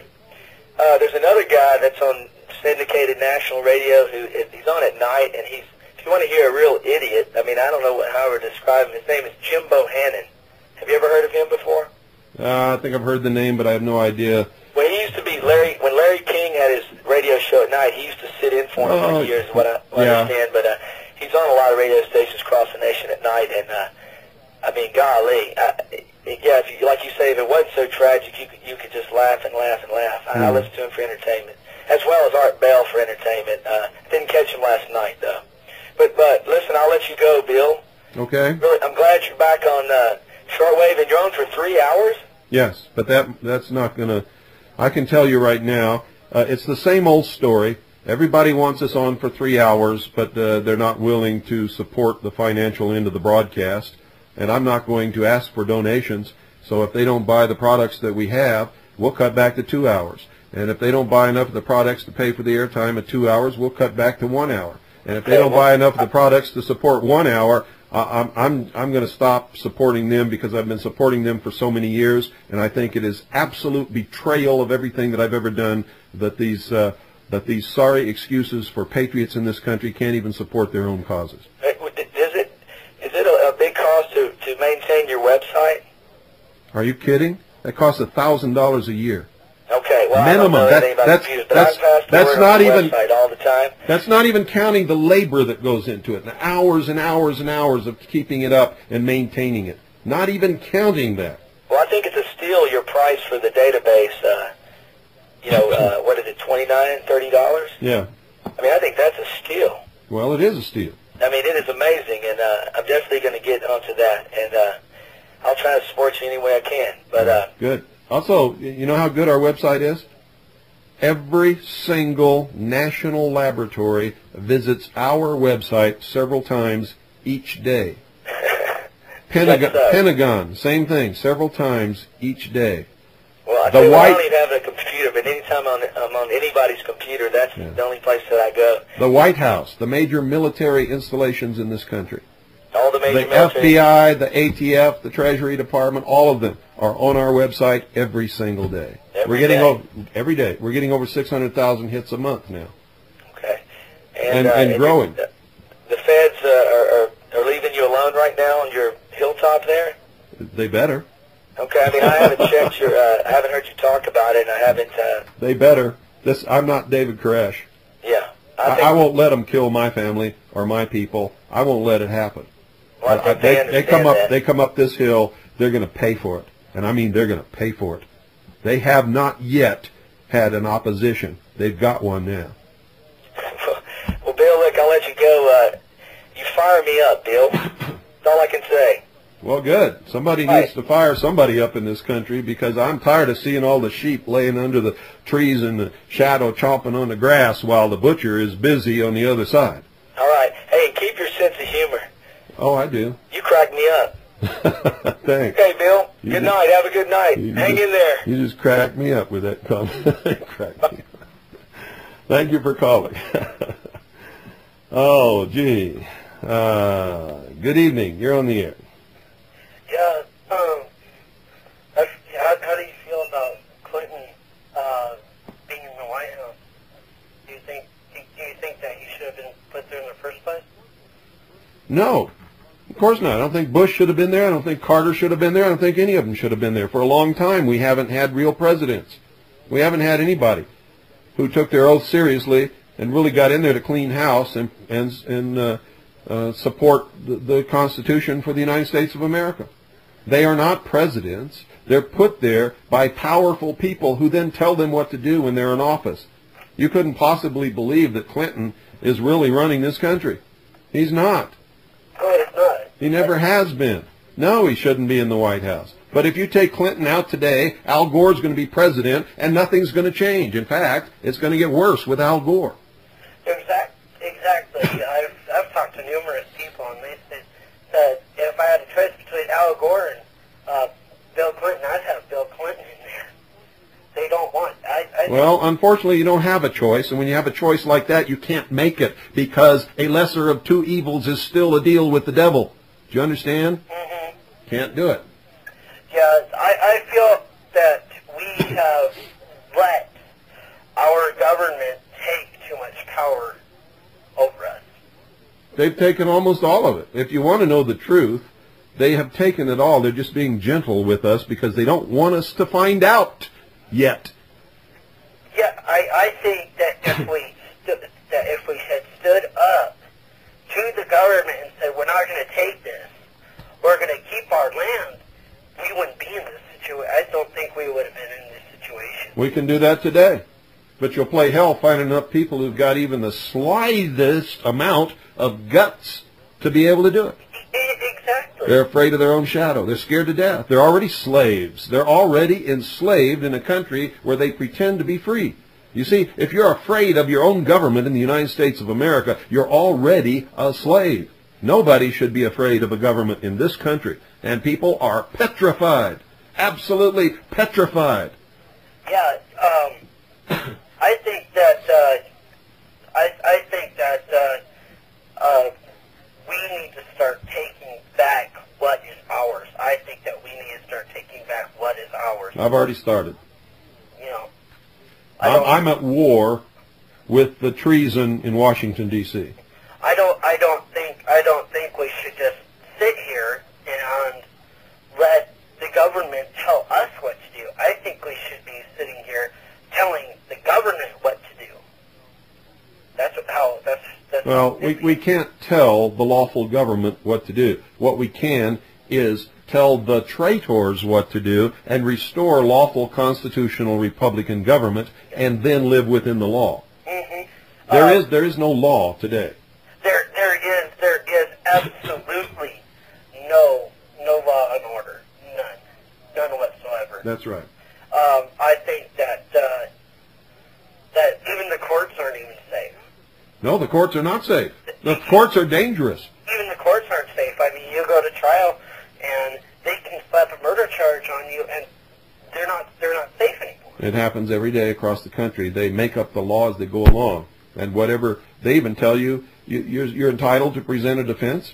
The judge tells you that you can't present that defense, and so you have no defense. That's what they did to Timothy McVeigh. I know for a fact Timothy McVeigh was involved in the bombing of the Alfred P. Murrah Federal Building in Oklahoma City. That's not doubt. I'm not defending him, but he was not given a chance to defend himself. He wanted to tell the truth about the government involvement, and the judge told him he could not do that. You see, he got sucked into it, thinking that he was working for the government, doing a patriotic duty. That's what he believed that he was doing. This is one of the most patriotic young men that you could ever find in your entire life. He got sucked into that. He was used and then sacrificed, thrown to the wolves. Yeah, I personally think that you are right, that Timothy McVeigh did get sucked in. If I'm not right, why would the judge refuse to allow any testimony whatsoever implicating the government in the destruction of the Alfred P. Murrah Federal Building? The courts don't want to hear anything about the government. The No. courts already know. No, that's not the reason. It's so that nobody will ever know. That's the reason. I think you are very correct, and I think you have got some good guts getting on the airways and letting the people know how you feel about the government.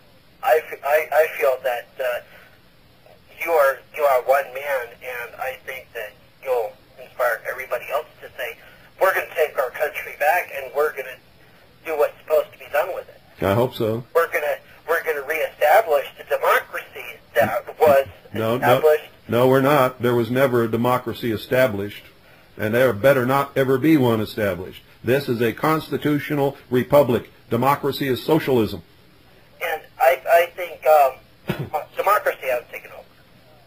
Don't you think that has happened? Democracy has taken over? No, it hasn't yet, but it's in the process of doing that as we speak.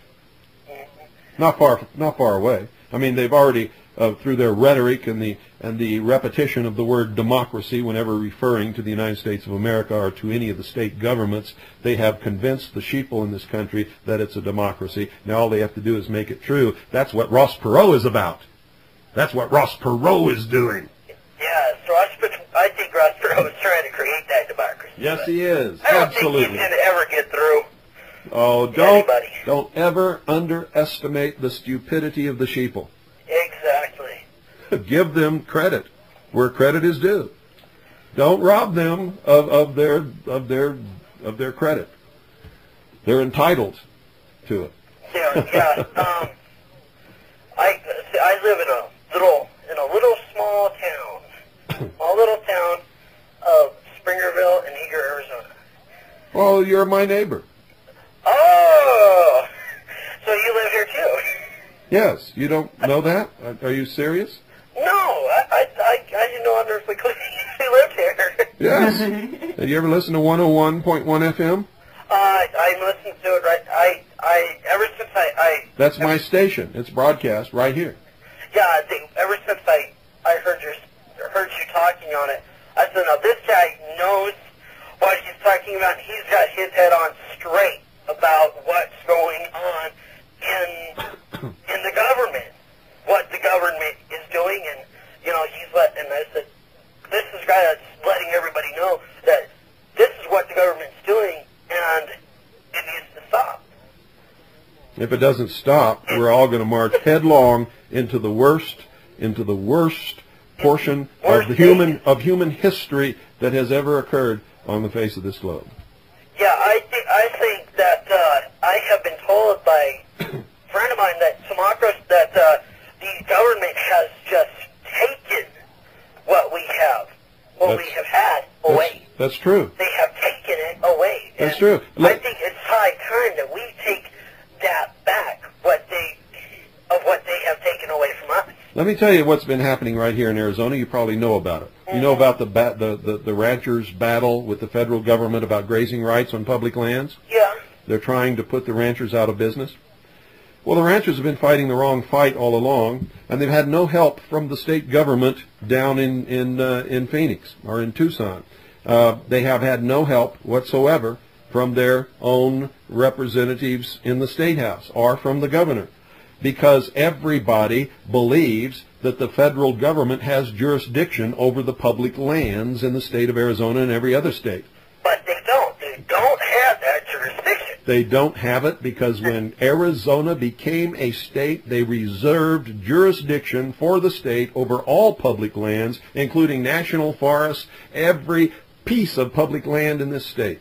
So knowing that, I imparted that information and gave them the documented proof to senators and representatives for the state of Arizona, and sent it to the governor's office. And guess what those people have not done? They have not yet told the ranchers. And unless the ranchers are listening to this radio broadcast, they're never going to find out. They're never going to find out what they need to do. They don't need to do anything. All they got to do is tell the federal government to kiss off and go suck. Because they have no jurisdiction. Go tell them where to go and how to get there. Yeah, they have no jurisdiction. What they need to do, they need to tell our government of the United States of America where to go and how to get there. They have no jurisdiction to tell the ranchers that they can't graze their cattle on public lands. That responsibility resides with the state of Arizona. And I got to let you go. All right, then. Take care. All right, Thanks for calling. Bye-bye. Oh, folks, I'm beat. You know what I'm going to do?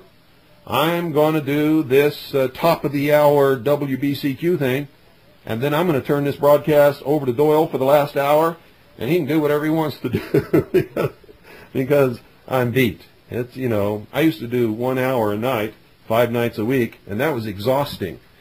Now I'm doing 3 hours a night, and thank God for Doyle. I got to tell you, if Doyle wasn't here, I couldn't do this.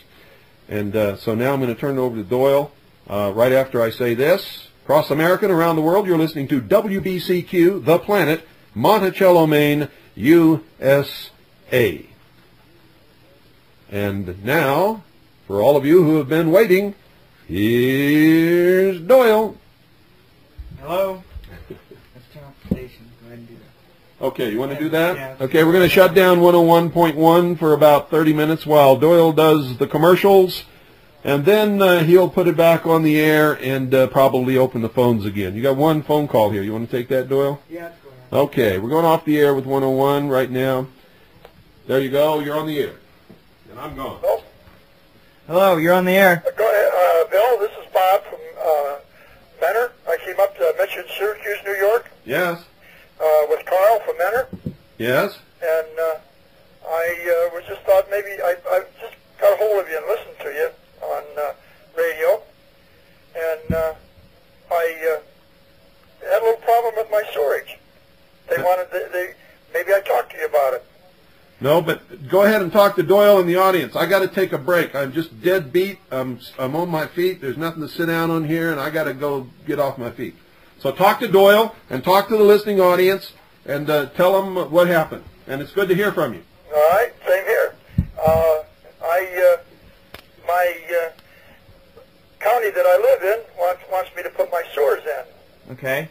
and I have fought with them for doing it. I bought my property through a private land claim, Yeah. and it's confronted them with a problem as far as I can see. I then put in what they call a McGillis letter, where I put in an affidavit, sign it, and I make out an affidavit for them to sign, and another set of documents to show that they have that it has to be done by demonstration. In other words, the first one would be you cannot demonstrate that legally, lawfully, and otherwise that I have to follow you. That's in my affidavit, and theirs was it can be demonstrated. The same statements that I made in mine was repeated. Only the few words were changed. It can be demonstrated. And the third set of documents was by demonstration only. Okay. And I gave them, I don't know, 10 days or 20 days to answer, and they never answered. So I put in a notice of fault. And the day I put it in, they sent me some more letters back, which I returned to them, dated the same day as the registered letter that I sent to them. Yeah. And 10 days. Well, I waited over almost a month. I then sent in a notice of the default, Yeah. and I found out that by putting the word "the" in front of default, it changes the meaning of it. And that was almost a month ago, and I haven't heard from them. They haven't contacted me. Nothing. Did they ever prove Did they ever show you Pardon? in any of the affidavits, the second affidavit you mentioned? Did they ever show you their jurisdiction? No. I asked him. In other words, one of the questions I asked him that I can remember: Am I a subject to the Queen of England? And that was in on my affidavit. I said I'm not subject to the Queen of England. Mm-hmm. By you cannot demonstrate that I am a subject of the Queen of England. So on their affidavit, I stated it can be demonstrated that I'm a subject to the Queen of England. And then on the third document, it said by demonstration only that I am a subject to the Queen of England. And they never answered that. Yeah. So then I waited a while, and I put in the notice of fault. Well, I found out that the grammar was wrong. It should have been notice of the fault. Okay. It changes the meaning of it. So when I put in my default judgment, I put in a notice of the default. Okay. And they still haven't answered me. They haven't talked to me. They haven't come out. They haven't done anything to me. And I'm still running a septic tank, and everybody else on the street's got sores.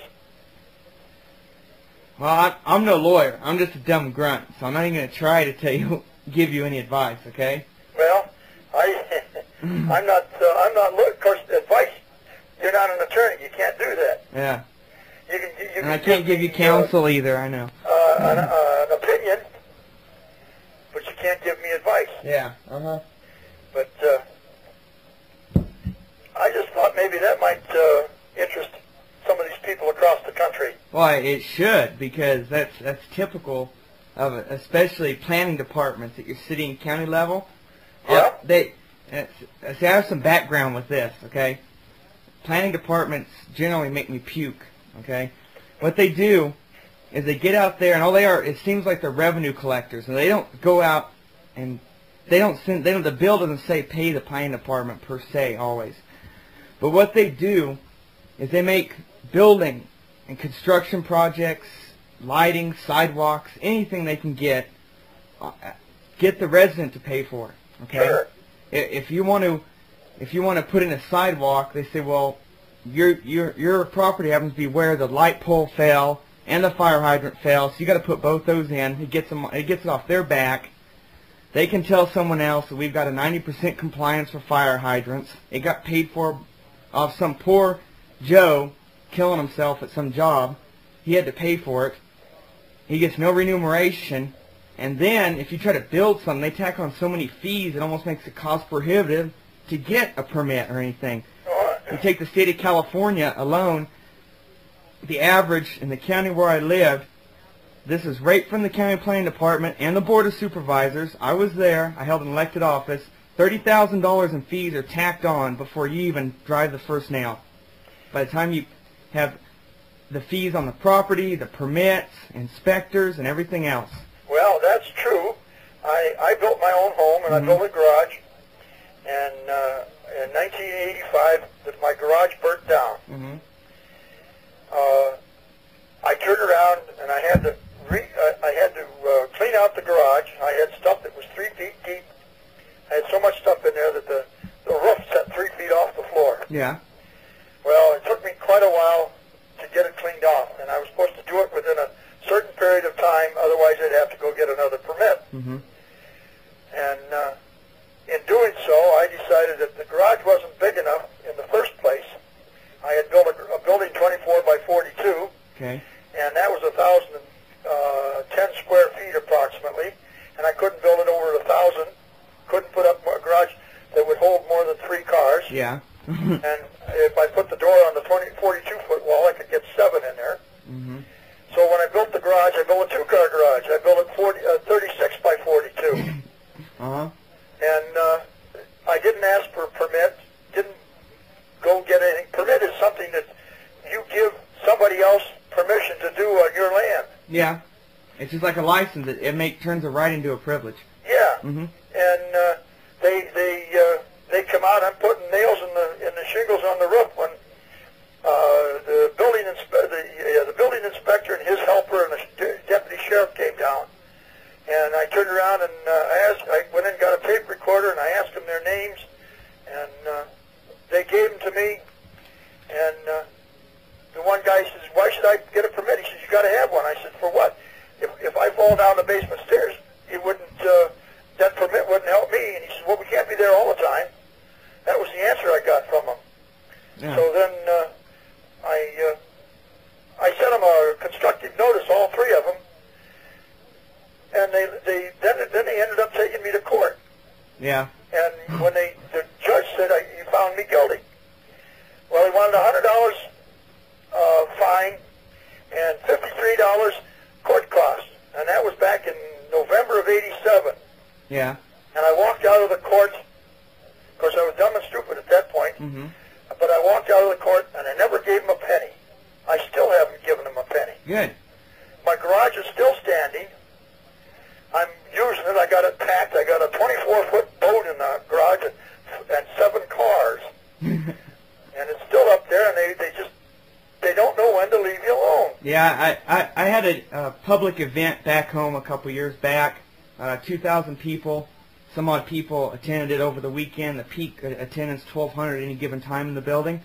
And I was approached by the fire marshal because I didn't get an inspector or public use permit, and all these different agencies, the city. And basically, I told them the same thing I had told the Chamber of Commerce in my town, who tried to blackball me on the event. I told them to go pee up a crooked stick. I told the fire marshal. See, the fire marshal and them, when they showed up, I think they wanted to pay off or something. I don't know, because they just walked up to me at the front door. But essentially, what it came to, I don't remember exactly what I told them. Essentially, what I told them was that I would pay them when they help me work.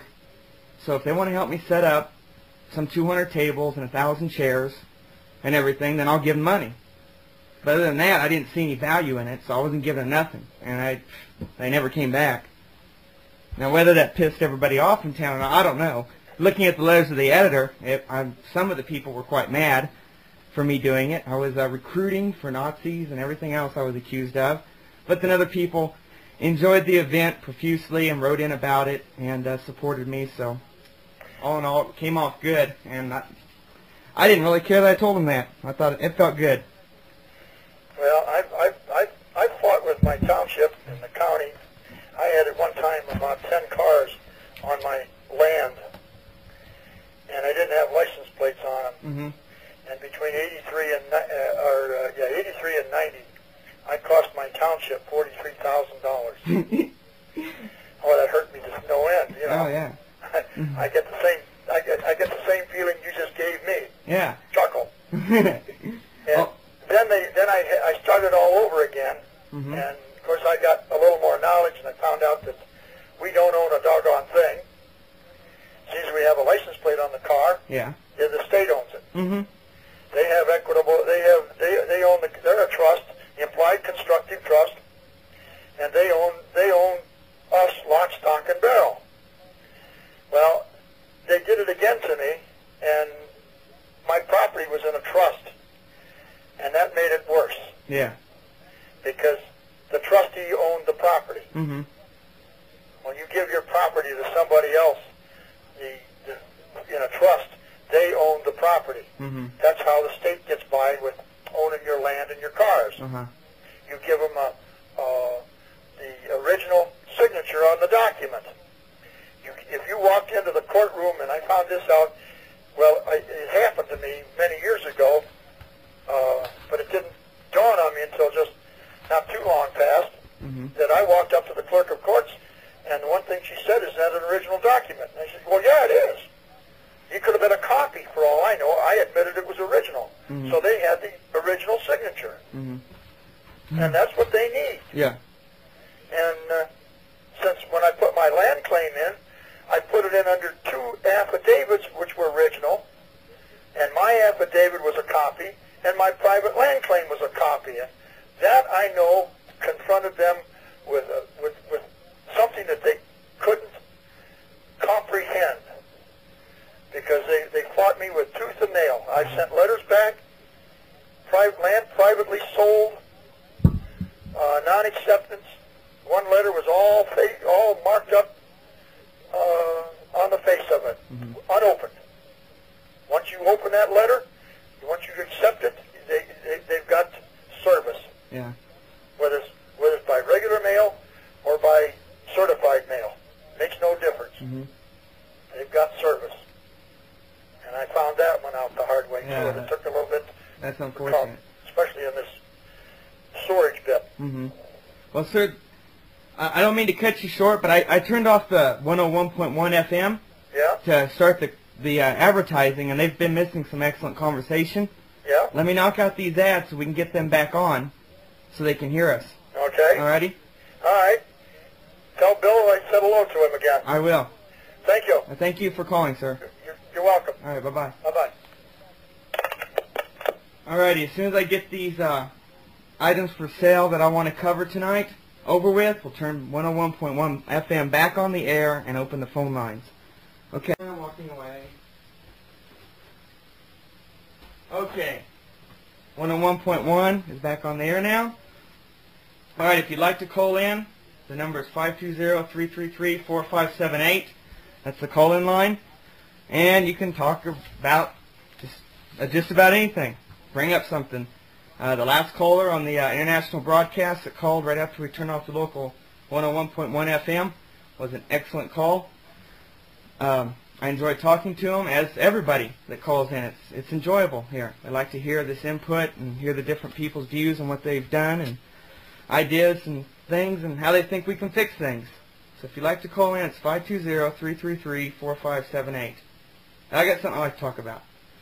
Something's been really eating at me. We were talking earlier about, at least on the shortwave broadcast, unfortunately Eager missed out on a little bit of this, about planning departments or government agencies pushing people around with licensing fees and permits and inspections.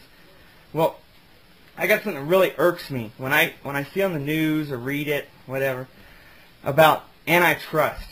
When Congress drags, Gates up there about Microsoft or whatever, or you hear someone getting in trouble for the antitrust, or we should split them up, whatever. That eats me alive, because the federal government, mainly, but unfortunately counties and cities seem to be falling into this more and more all the time, are the biggest perpetrators of this. They go around and say, well, you can't open a business without this license, which is going to cost you this much, which tells me they got a monopoly on it. Or when they come out and say, you can't open a radio station without this license or that license, or you have to follow these rules and you have to pay these fees to this agency, that's antitrust. That's a monopoly, okay? So think about that. You may disagree with me. If you do, call in, tell me, write me, whatever. Or you may agree with me. Call in anyway. But I see it all the time. People get squeezed out of endeavors, unfortunately. And businesses quite often end up in ruin because of all the fees and taxes and licenses that are required. And it's a joke. It's a pure joke. So next time you see somebody who happens to be smart and bring somebody up and on the news for they're a good businessman essentially, and it was competition, and they happen to get rich very quickly or whatever with their ideas, and they're drug up in the news or harangued by agencies for antitrust. Just think about that, though, okay? What agencies or what organizations do it the most? Government agencies, okay? When they monopolize industries with, and I say monopolize industries by imparting fees and licenses and this requirement and that requirement which they really had no right to do in the first place. And unfortunately people fall for it. What it does, it restricts it down, makes it so hard for someone to get into a field or an endeavor that it just chokes people out. Okay? Anyway, if you'd like to call in, the number is 520-333-4578. The line is open now. Feel free to and comment, ask questions, talk about whatever you like. Bill just had to take a break for a while. He's been on his feet for quite a while, and he just needed a break. So now I'm going to run to the end of the show, which is about... we got about 25 minutes of call-in time at the most left in. We're going to be off the air at 9 Western, straight up. I had to get a drink of water. Anyway, I just want to talk about that because the antitrust thing just eats me alive when I see that, when they're going after a businessman or something. Okay? Hello? Oh, I thought I heard something. It was the door. Yeah, I just heard something slam. I thought Did someone was calling. anybody call about Sean David Morton's... No, I haven't seen nothing. I was hoping somebody would call and tell us what he said. I'm really curious. Many of you heard what Sean David Morton said last night on Art Bell. I'd be interested to hear what it was. I want to know, when we're going to become beachfront property. I want to know when it's going to happen. And Sean David Morton claims to know. So many of you guys heard that. Call me right now, 520-333-4578, and tell me what he said. When's it going to happen? Bill, I had some inquiries in town today from local people. Yeah. If we could put out, now that they're back, 101.1's back on, just the address. The address of what? The P.O. Box. Oh, yeah, because I had people 101.1 FM, P.O. Box 940, Eager, spelled E-A-G-A-R, Arizona 85925. By the way, thanks for letting me take a break. No problem. My legs were killing me. I had 3 just today ask me, well, how do every day we get cut off, and I explained why we had to do that. Yeah. Because the community... It's a community service, non-profit station. For those of you listening in the Round Valley, 101.1 FM is a community service nonprofit station. We cannot and will not air commercials. So when we do commercials for the hour of the time, we have to take 101.1 FM Eager off the air until we figure out how to wire something up where we don't have to do that. We can just switch you over to music or something. But in the meantime, that's what we're doing. So if you want to know the address, get your pen and paper, and I will give it to you in about 5 minutes. I'll let you all scurry around. Get pen and paper. We'll give you the address so that you can write to the hour of the time, or to 101.1 FM Eager, or to me, or to Pooh, or to Doyle, or whoever you want. Write to Crusher. He's never gotten a letter. I think he'd be happy to get a letter, to tell you the truth. Crusher is our trained attack dog, and believe me, you don't ever want to mess with that dog. He is trained to protect the family, and he will do it. He definitely will do it. That dog is, you talk about a terrorist. Yeah, there you go. We finally found one. We finally found a terrorist, boy. I mean, when he homes in on you and gives you that look, and you hear that low growl in his throat, stark terror will go up your spine. Oh my goodness! I wonder what some of those people that have come up the driveway thought. I don't know. I imagine he's scared him pretty bad. But he's as gentle as a baby lamb with the members of the family, and with the two little girls who occasionally like to try to pull his ears off and poke him in the eye. Hit him on the head. Hit him on the head, and but you know, he looks at them as his puppies. So when they get rowdy or they're doing something they're not supposed to do, he'll make them stop. Puts them in line. He puts them right in line, makes them stop, straighten up, and behave themselves. I'm not sure that they always like that, but that's the way it happens. 520-333-4578 is the number. We've got about, I don't know, 25 more minutes in the broadcast. If you'd like to call in and talk about whatever you want to talk about, we're here to do that. If you don't want to do that, then you gotta listen to us. Then you got to listen to us, and we'll do something else. Good evening. You're on the air. Yeah, Bill. Yes. Hey, you were talking earlier about the economy. Yes. And what's going to happen at the end of the month? During the month. Don't wait till the end of the month. Don't wait till tomorrow. Right. It's in the process already. What I was wondering is, what can we expect between then and the rest of the year? Well, like I said, I don't have a crystal ball. All I know is what's going to happen and what's in the process of happening. Some things I can call to the day. Other things I can call within weeks or months. But I don't know everything, and I don't have a crystal ball, and God certainly is not whispering in my ear, even though I feel that I'm sort of guided in what I do. Maybe with the research that you've done with history and what's happened in the past. Well, I can tell you what's going to happen in the future, but I can't tell you what's going to happen between October and the end of December. You know what I mean? Yeah. If the economy collapses, I mean, you've got just as much ability to foresee what's going to happen in that period as I did. It's going to be chaotic. People are going to be having a hard time. There may be even a lot of social unrest. Well, I guess what I'm getting at is, do you see... maybe a few congressmen might get hung. I hope they don't. Yeah. Who knows? I guess what I'm getting at is, do you expect things to deteriorate quickly, or will it be a gradual process? What do you want here? You got to do some things for yourself. I've already told you what I know. I understand. I can't lay out a map for your life. That's beyond my capability to do. Okay. I've given you what I know, and you got to run with that. Okay. My name is not Sean David Morton. I'm not Sean David Morton. I can't do what he does. Okay.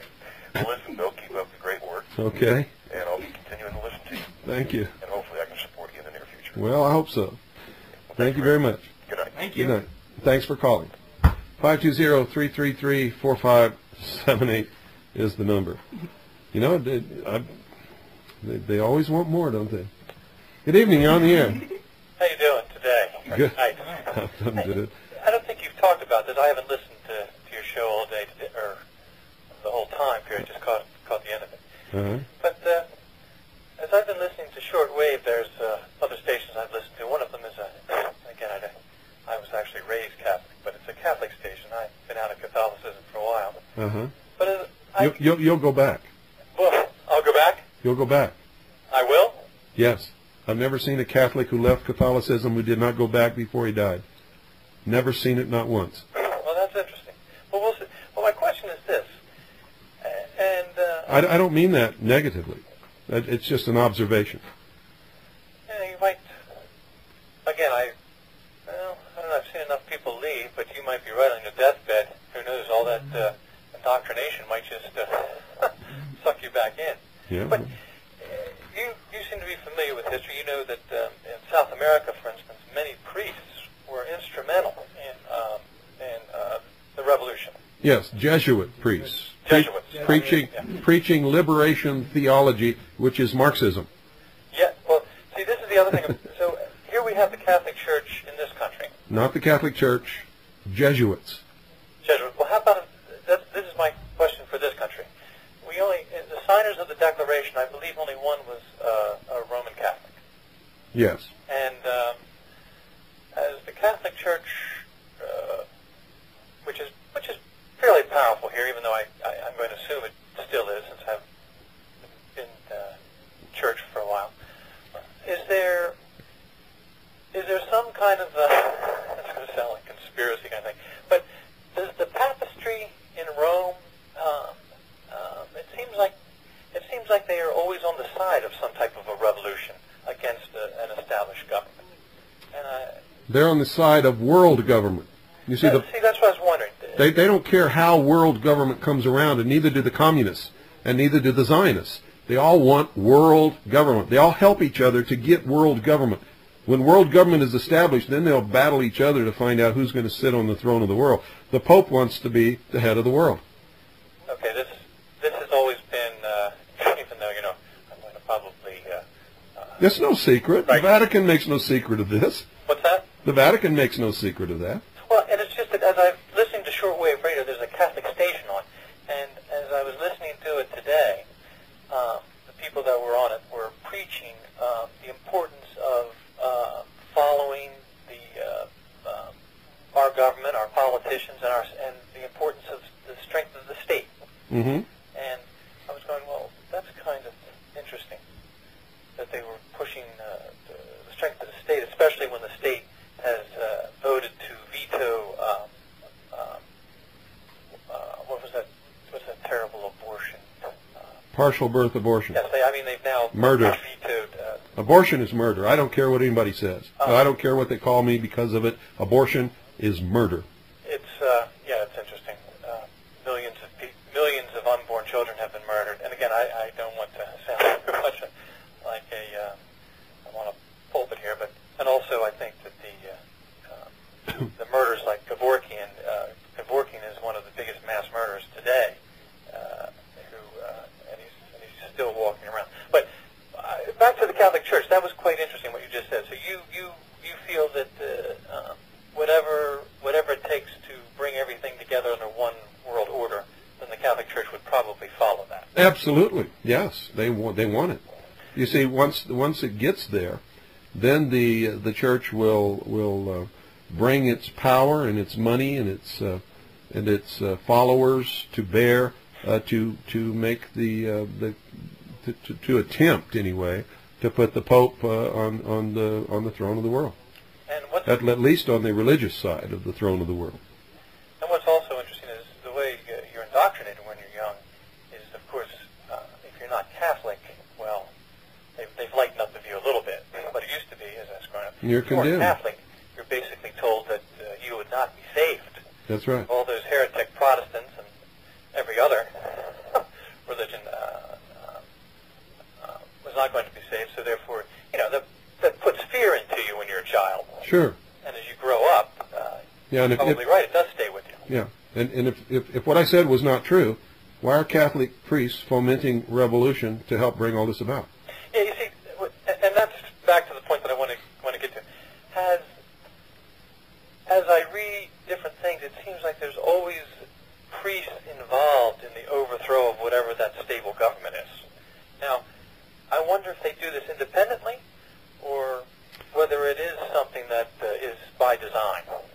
Well, it absolutely is by design. This concept that everything in the world happens by accident is the most ludicrous, most idiotic thing that I have ever heard. There are forces at work which are serving agendas, and those agendas have plans, and those who follow those agendas are carrying out those plans. So, not to put words in your mouth, not that all Catholics think like me or like all Catholics are absolute followers of the Pope, but in general it sounds like Catholicism and the people that follow it might be a little dangerous to the Republic. No, not the people who follow, because they don't understand what's even happening. They're only dangerous when they're being guided by a subversive agenda. And that can happen without their knowledge. You understand that? Just like Zionism is dangerous. I can understand that because here you have dogmas set up Yes. that are not to be questioned, Mm-hmm. that they have already, you're familiar with the dogmas, maybe not exactly what they are, but the dogmas, as you may or may not know, are not to be questioned within the Catholic Church. Yes, I'm aware of that. So therefore, if you don't, is that what you mean by people following blindly? No, it's like the Freemasons. Those in the lower degrees have no idea that they're part of a huge movement toward one world government. And many of them would argue with you that they're not. But if you present them with the writings of the greatest Freemasons who have ever lived and written about the real religion of Freemasonry and the goals of Freemasonry, then they get red in the face and they're embarrassed and That's interesting because Freemasonry, I believe, is anti-Catholic. Well, you see, if you listened very carefully, or if you read very carefully the words of Adam Weishaupt, then you would have noticed that he said, we exist under different names and occupations, and we appear to oppose each other. But at the highest levels, we are of one mind. This is a Masonic writing? Pardon? Is this a Masonic writing that you just quoted? No, Adam Weishaupt was a Jesuit priest who founded the Bavarian Order of the Illuminati. I got to write his name. What's his name again? Adam Weishaupt. Adam Weishaupt. Weishaupt. You know what? I think I looked that up, and something about within a Jesuit church, some strange thing was founded. Ignatius Loyola, who was the first Inspector General of the Jesuit order, was also a member of the, guess what? The fox guarding the hen house? He was the head of the Alumbrados in Spain, which is Spanish for the Illuminati. Interesting.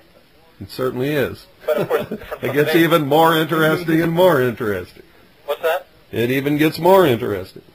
But go ahead. We don't have time to get that interesting. Yes, I guess it's getting late, and I'll only say that I'll tune you in Monday. Okay, and I hope we've given you some food that will provide you with some hours of pleasurable or maybe not pleasurable research. Well, good night to you and Doyle. Good night. See you later. Thanks.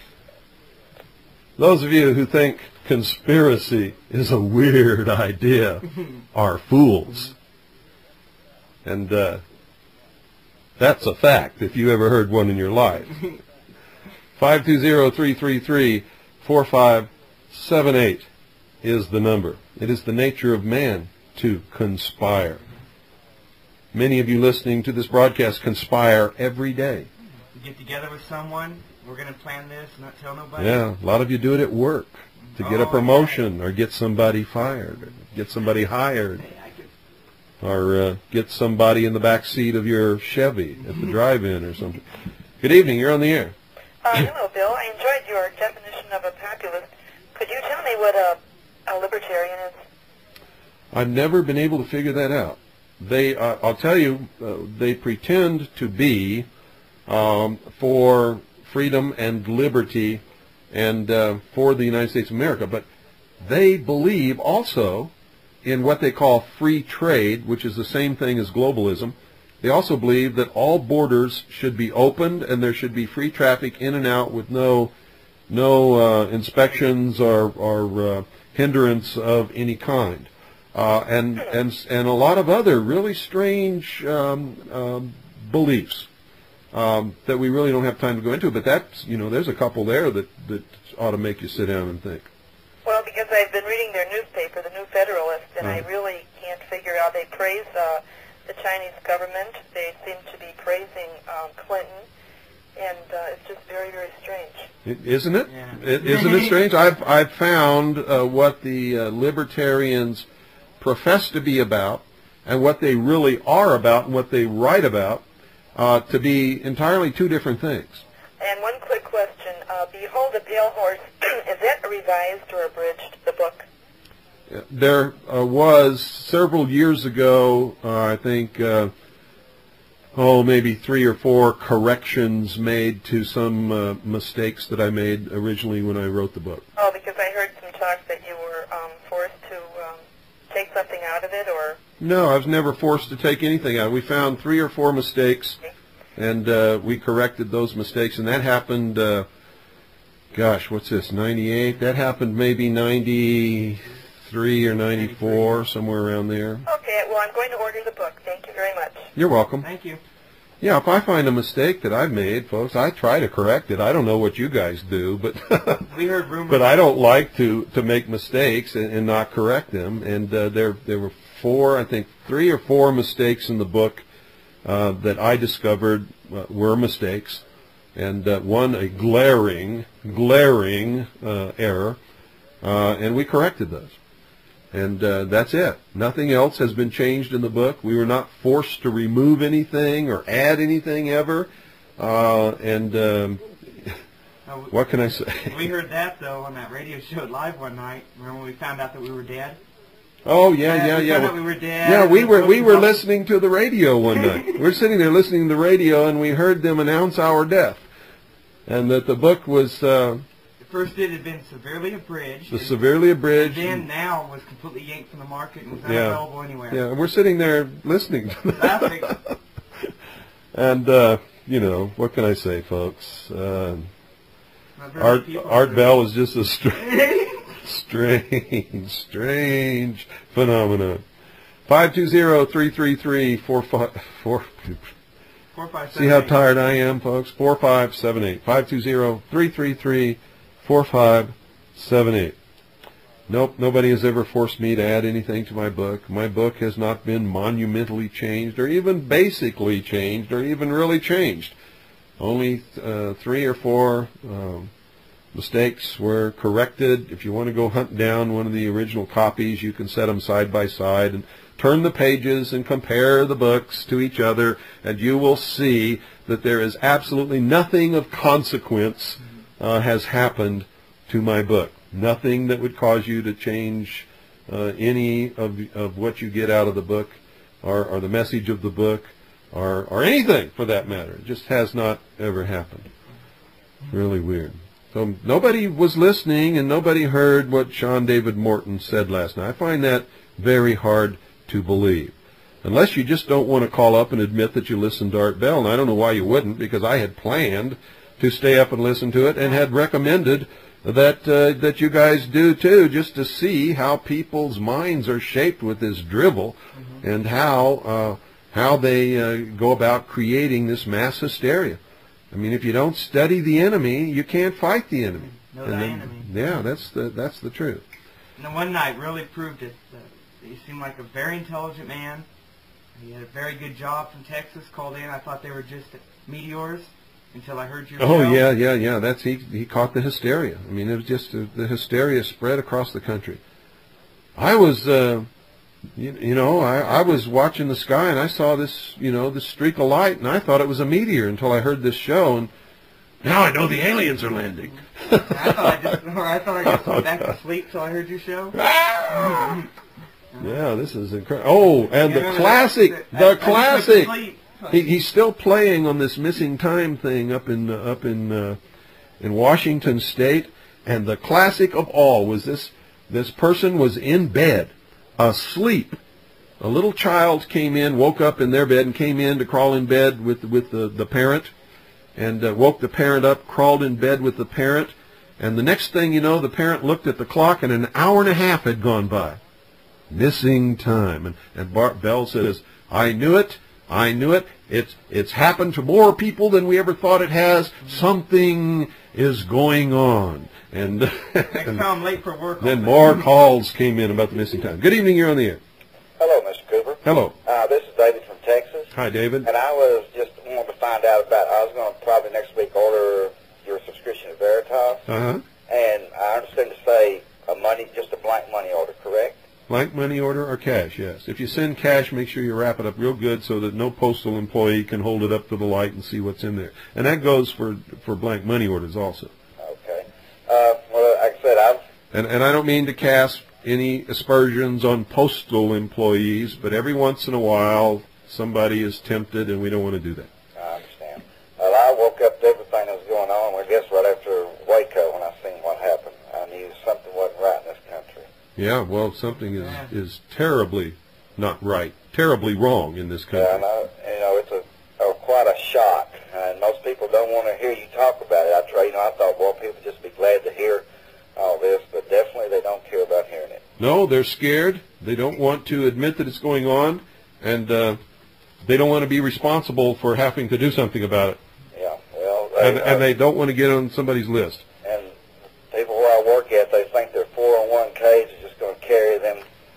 Their 401ks are going to disappear over the next few weeks, like a puff of smoke. In fact, a good chunk of most of the 401ks and retirement funds in this country are already gone. You cannot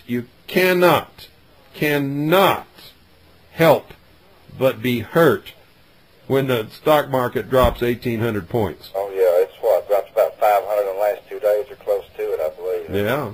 Well, it's over 1,800 points from when I made my prediction that on or before October the 25th, it would drop 2,500 points. Like I said, I've got 3 calls and I got one tonight. I guess they're doing a survey in Texas here. They asked me who would I vote for, Morrow or Bush. I said neither one of them. I said I'm like most people in this country, disillusioned by the political parties. I said we needed somebody to stand on the Constitution for the United States of America. Oh, I bet that got them going. She didn't know what to say about that. And no, there's no box on her form to check for that. No. But I said, well, wait just a minute. I said, there's one man here in Texas that include. I said, Ron Paul. I said, from what I understand, the Republicans distanced themselves from him.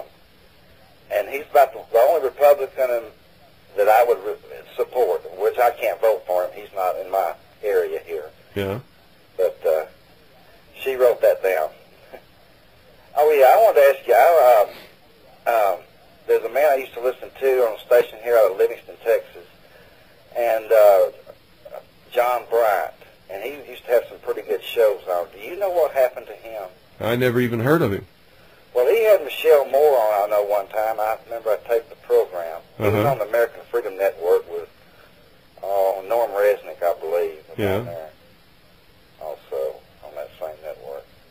But I just wonder, he has some pretty good shows on there. And there's one man that he had on there. He didn't go by his, real name, just Mr. A is what he referred to himself. But he talked about a lot of the symbolism in Washington, D.C. and around the country. Be very cautious about people who will not tell you their real name. Yeah. Anonymous reports, anonymous letters, anonymous accusations, anonymous books are, I have discovered, are by and large, most of the time, not all the time, but most of the time, bogus baloney. Well, one thing I did get that you recommended, I had a hard time getting, was Ominous Parallels. Well, that's an excellent book to read. Very, very deep. Leonard Peacock, yeah. For me, anyway. But I remember you said on your program, it's been years ago, I hadn't been able to hear you since you moved from WWCR, now I'm picking up again. Mm-hmm. But I think it was Penguin Books you said that had it available. Well, I think it was about a year after you said that I tried to get it, and they said it was not available. So well, it may not. Bookstore. The books go in print and out of print all the time. Yeah, well, about local Walden Books, I've tried to order just a paperback copy of it, and I have never been able to get it. I've done it 2 or 3 times. Well, you can always go through a book search place. Well, that's what I did. Holy I went to a smokes. used bookstore. You know what? We're out of time. I got to let you go right this instant because, yeah, we're gone. Gone. God Bye. bless you. You too. Good night, folks. And, Doyle? Hey, good night, everybody. And God bless each and every single one of you. Let me see.